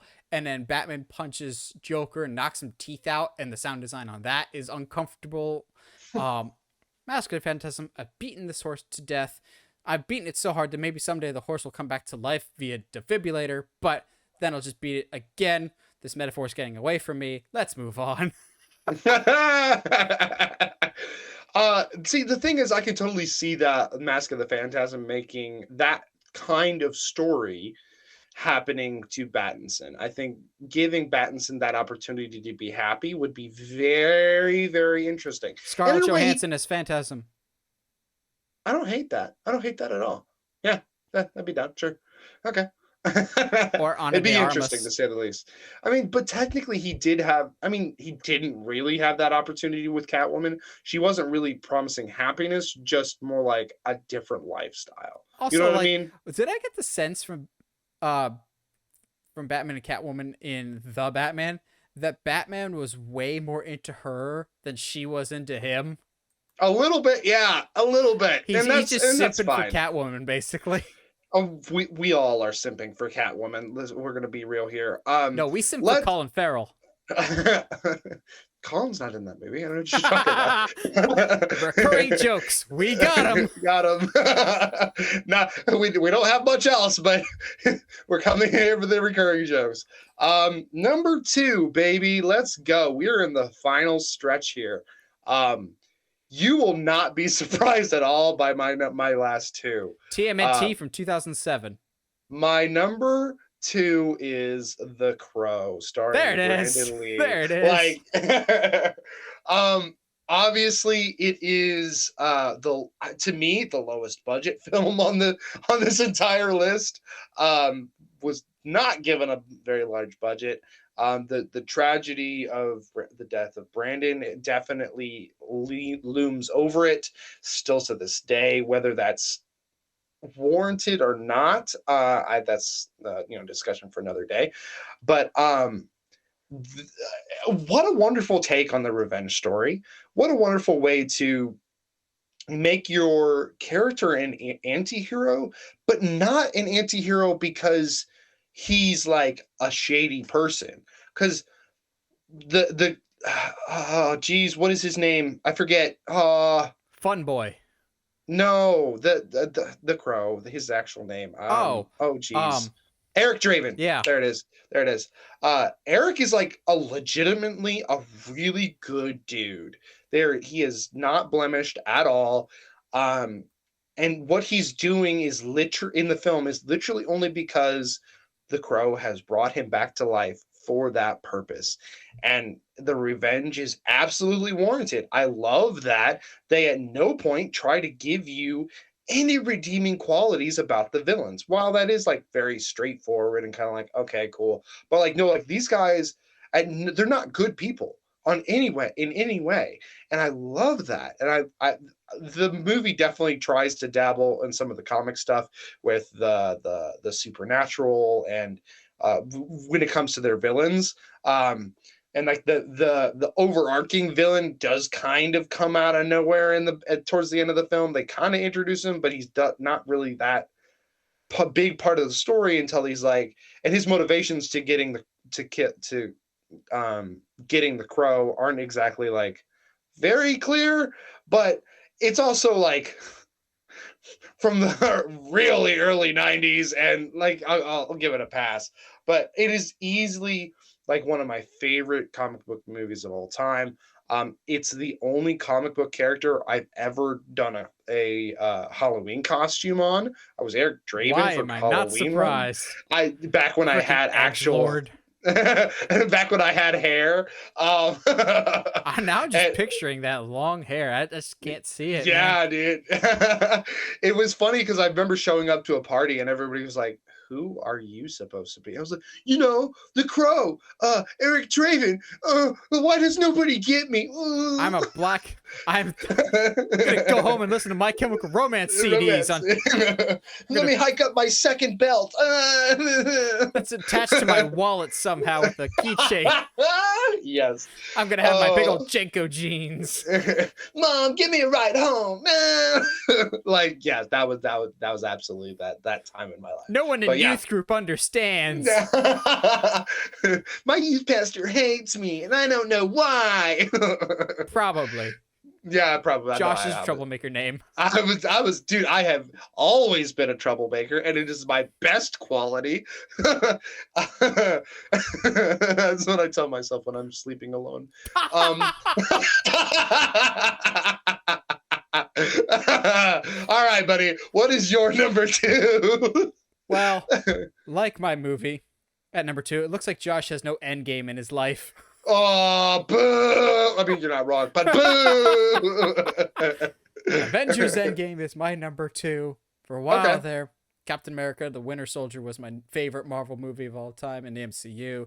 Then Endgame came along, and Mm-hmm. I felt like the kid that got an A on the test because he did the homework. I felt so rewarded by the end of Endgame. Like, it felt like a very important chapter in a story was coming to a close. But everything got tied up really well.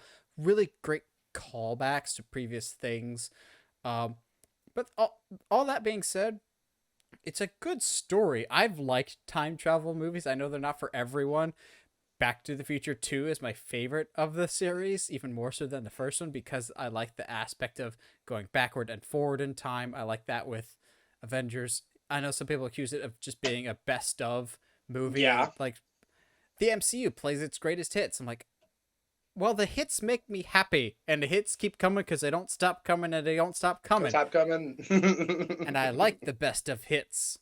But also, whenever I watch Endgame, I will always just be transported back to a very happy time, which was the opening night. It's hard not to think of that opening night experience for Endgame because as a kid, I always wondered and always asked my parents what it was like to see the original Star Wars trilogies in theaters. Like, with Mhm. my parents would always tell me, "Oh yeah, they'd be so crowded. We'd have people sitting in the aisleways." I'm thinking back on it, going, "That's a That's fire what? hazard." But Yeah, you okay, can't do that. All I would right. die for Star Wars. Okay, um, Sure, sure, sure. but like those seemed like cultural events. Like, you had to be there, and it seemed like a very big part of history. The only thing even remotely close to that I could think of was the opening night for any Harry Potter movie. Like, those always seemed like big events of like people in the midnight showings would come up in robes or be big parties beforehand. Mm-hmm. But even then, that didn't seem quite to the scale of Star Wars. Cut to the opening night of Endgame, and it felt like a freaking rock concert. It Everyone did. was on the edge of their seat, having a great time. And if I ever get sad or just think too much of the world around me, I will go back and watch clips of people reacting to the final 30 minutes of Endgame. It just makes me happy seeing Thor getting his butt kicked by Thanos, and then all of a sudden, dunt, dun, the hammer slowly starts to lift up, and everyone's like, "Oh, what's happening? Is it time?" Because the funny thing is, when right before the movie started and the weeks leading up to it, I was telling my parents, really the only thing I want from Endgame is I want to hear someone say Avengers Assemble, and I want to see Captain America lift Mjolnir. I don't think we'll Mm-hmm. get both of them, but just one of them I'll settle for.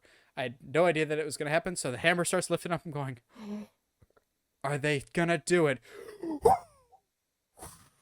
Dun, dun, dun, dun.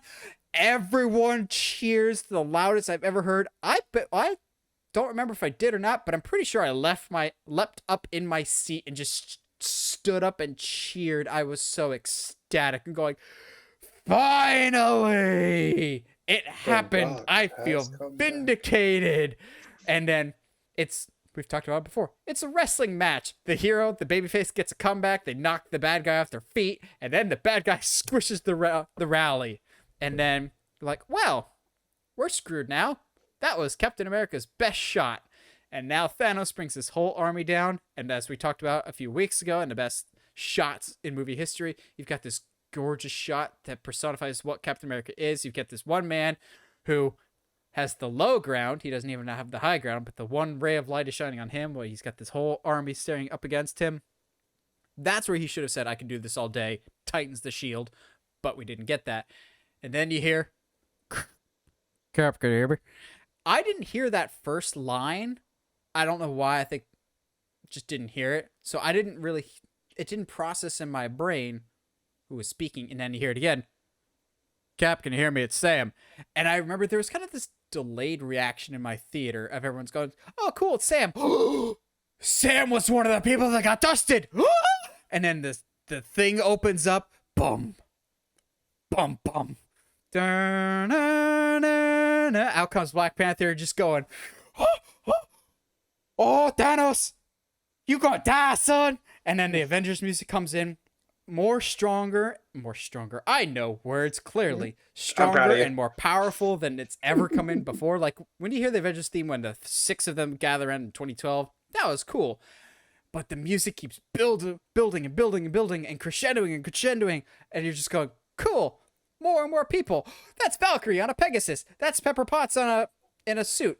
Cool, go die. Then we see Wasp is back. Oh, everyone! And then Doctor Strange, is that everyone? What, you wanted more? Ant-Man is now Giant Man, and he's holding Rocket Raccoon and a injured Hulk. Dun dun, dun dun. Avengers, assemble. Everyone in my theater just loses their mind, because I remember there's a awkward pause. He says, Avengers. Everyone's like cheering, losing their mind. And I was trying to like quiet everyone around. I'm like, he's going to say the thing. He's going to say the thing. Shut the heck up. Shut up. And it got quiet right as he was about to say it. Assemble. I have been to a playoff game, a MLB playoff game in 2009. I don't think it got that loud as it did when we saw Endgame and opening night. That's how much the crowd was into it. And then everyone's bawling their eyes out when Tony dies. I was crying, but also they might have been tears of joy at the same time too, because you had it coming, you horrible, horrible human being. Cap gets his happy ending. Endgame to me, it just was an experience. It is what comic book movies can be. It's a unifying thing. Yes, the movie has its faults, but I love the experience that I had with it, and I always have the memories with it. It's hard not to think about the stories that go into. Everyone has an Endgame story to a certain extent, and I love that. I'm not saying it's the same as Star Wars, but in terms of communal experiences, I'd imagine that's kind of like what it was like for my parents, that I always wanted to be a part of something like that. Yeah, because like our generation has had very few like cinematic events that we can like point back. Hey, don't you dare slander Shrek. Paddington 2. Apparently is one of the best movies ever made. But like I agree, like it is definitely one of the best Marvel movies ever made. It, to me, the only thing holding me back from putting it on this top 10 is I feel like, and I guess like this, I could technically say this about like No Way Home and like Ragnarok, but like I feel like Endgame's biggest fault is that if you have not seen the decade of film before it, it really doesn't hit as hard or really hard. And to me, that's its biggest like fault. That is, I completely absolutely not like me saying it's a bad movie because of it, but for me, it's why it's not on this list. But it like I have vivid memories of that night, of seeing it opening night. I think it's one of the last times I went to an opening night, because like how do you top that? How do you get better than that, man? Like everybody popping for everything, everybody. I'm like, yeah, it's just great times all around. Fantastic film. The time heist will live again. Now we're just doing heists in the multiverse, whatever. One way there, Lebowski. So yeah, fantastic time, good times. All right, so we are in our last ones, huh? Our number ones. Yep. All right, I have good reason. So I was a wee lad. I was born in 92. Didn't start going to like the library until like maybe 98. Give or take. Yeah, like cause I grew up in the library, right? That's where I first got first got VHSs of like Mighty Morphin Power Rangers and like all those kinds of stuff. And one day I snuck a VHS home that literally changed everything for me. The 1990 Teenage Mutant Ninja Turtles film was like my first like real introduction to nerd culture, and by God, it changed my life. Like it is, I stand like it, like my love of like comics and movies and stuff to me started with the 1990 Teenage Mutant Ninja Turtles. It is charming, funny. It is scary at times. It is that Shredder is terrifying. And say what you will about the Shredder in 2. He is like that Shredder is pretty. My question for Shredder in 2 is, why did he switch from red to purple? Don't, well, because purple's the color, I guess. I don't know.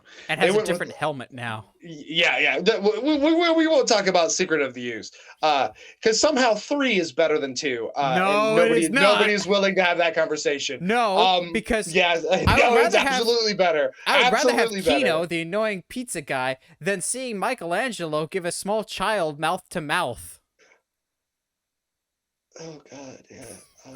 You forgot about that, didn't you? There's certain parts of those, like, of 2 and 3, that I've just, like, blocked out of my memory. Oh, like the fact that there's a different April O'Neil every single movie. No, nope. It's the same one in 2 and 3.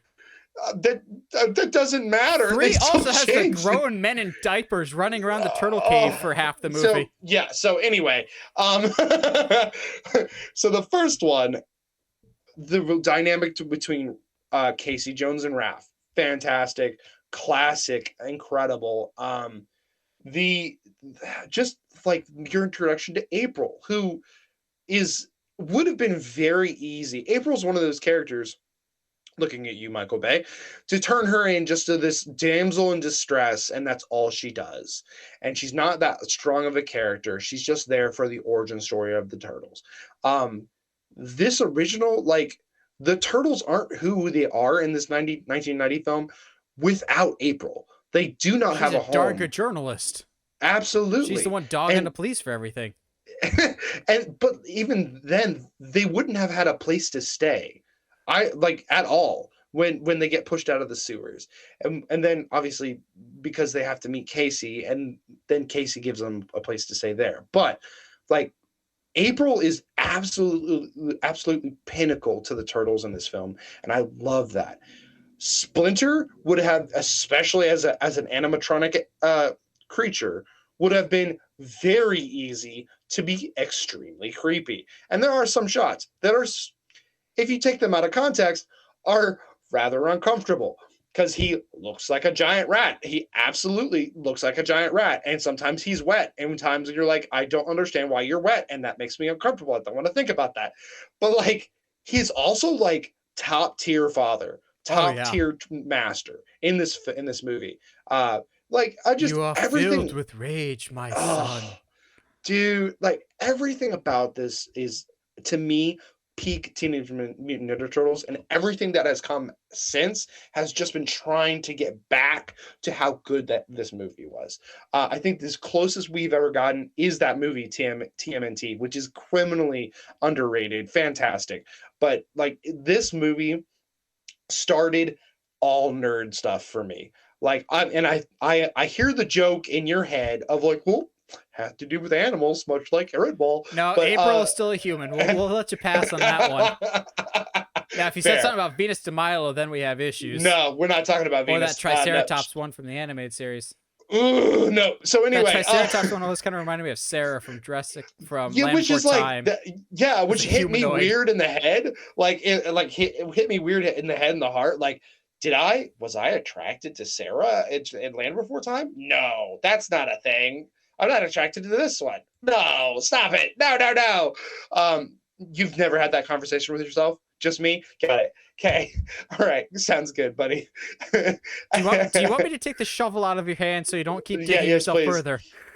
Look, man, I'll end on this is, I like, legitimately, this movie started everything for me, and it is.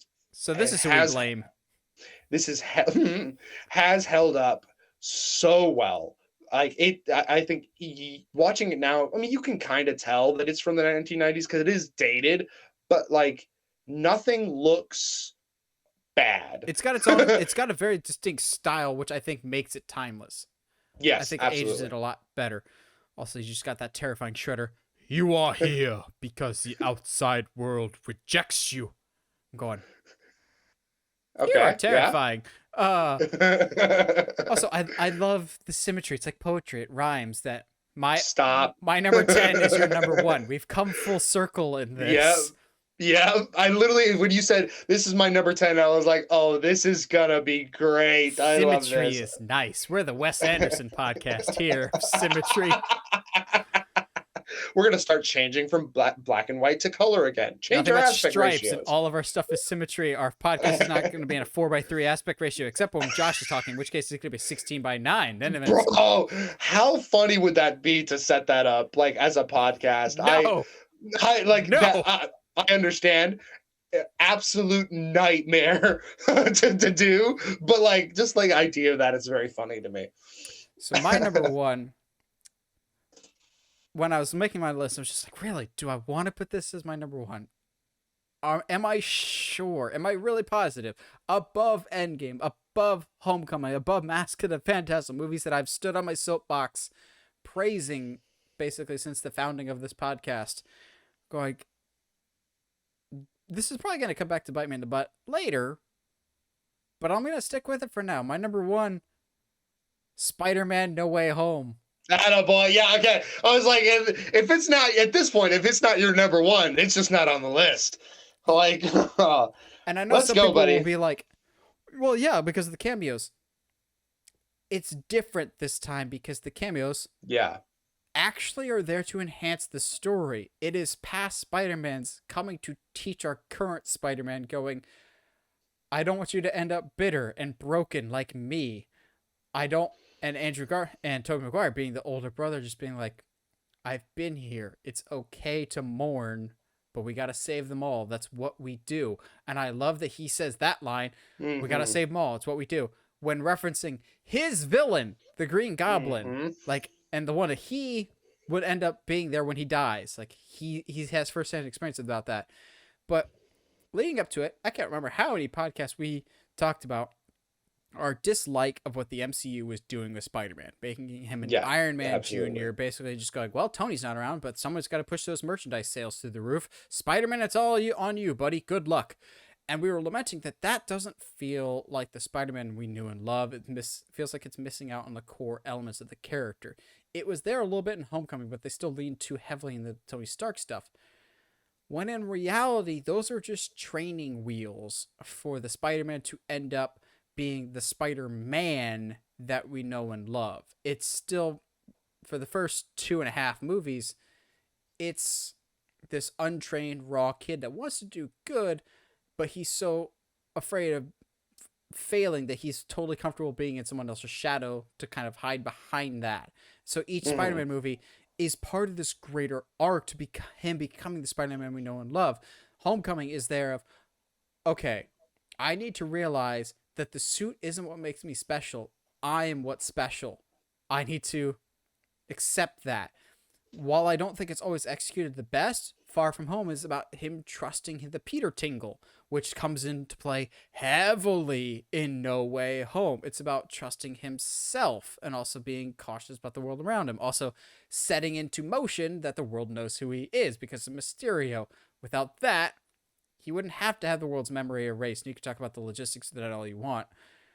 But he's a more confident person by the time we get to No Way Home because he's had all these adventures already, to the point of when May dies, it's meaningful because he's spent time with this character. We as an audience have spent time with this character, as opposed to Uncle Ben, who is always in the movie for the first 30 minutes only to die and give some sappy speech at the end when the hero needs it the most. This is, while he's not as directly responsible for May's death as other Peters have been for their Uncle Ben's, it's still emotionally resonant of, you could have sent these guys back whenever. It is not your choice to save these people, but you willingly chose to save them because that's what Spider-Men do. This Spider-Man grew and evolved like a normal person does. He's made mistakes. He's a kid. He's allowed to make those mistakes. But then when the other Spider-Men show up, I'm not immune to a fun cameo, but these cameos worked. We talked about earlier how heartbroken we were seeing Andrew Garfield when he first showed up, and he's just like, you don't know the pain I'm going through. Yeah, kid, shut your mouth. He does. And Toby's just there looking like a cool youth pastor, which is one of the greatest lines ever in a comic book movie. You gonna go into battle looking like a cool youth pastor, or you got a suit? Like, come on, man. That's a good line. And then Andrew Garfield saving MJ was fantastic. Them doing the Peter pointing meme is fantastic. Them resisting the urge to do a Sinister Six movie and not even getting close to it, I because we talked about it of like, okay, who's going to be the sixth person so they can end up doing a Sinister Six movie. They didn't. They somehow not only fixed Tom Holland's Spider-Man, but they fixed issues from previous Spider-Mans while telling a good story with Tom Holland's Spider-Man. The cameos were great, but they never took attention away from where the story needs to be. A man growing into adulthood, which that's really what No Way Home is. A boy graduating to man status. By the end of it, he's had everything taken away from him. He's got no home, no family, no friends, no identity. But I love that he has a smile on his face. Rent's due on the first of the month. Don't be late. Puts his stuff on the bed. He's happy because that's Spider-Man. No matter how much crap the world throws at him, he's still going to be happy. He's still going to grind. He's got the GED study manual. Makes me happy. See the little Lego Palpatine. I was like, oh, good callback to No Way Home. But the moment, almost, if not more than Logan, I was sobbing my eyes out, was we got a 2319, seeing the little police scanner. I'm going, he didn't, did he? Picks up his little mask from his pillow. We pan over. He's got a sewing machine. They did the thing! Because before Endgame, I said I wanted Avengers Assemble and I want Cap to lift Mjolnir. Before No Way Home, I said I don't care what it takes. I just want Spider-Man to be broke and make his own suit. We haven't gotten it yet, and I don't get why. Well, now I get why, to the point of it matters now. He has his own suit because he understands with great power, there must also come great responsibility. And if that's not Spider-Man, I don't know what is. They cracked the code. They made they made me feel. We've said before, Amazing Spider-Man 2 has the coolest suit. Not anymore, it doesn't. Because seeing Spider-Man just skate on a rooftop in this new Spider-Man suit that looks ripped right out of a John Romita comic, and then dun dun dun dun dun dun, I'm going.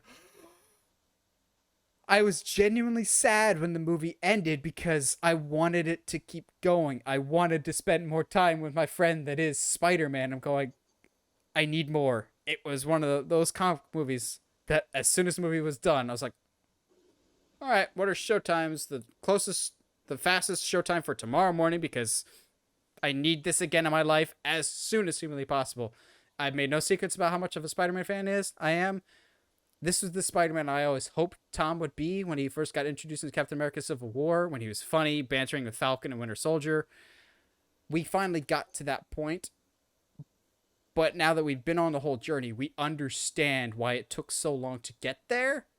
And I'm happy that we took the path that we did. And I honestly don't know if I would change anything.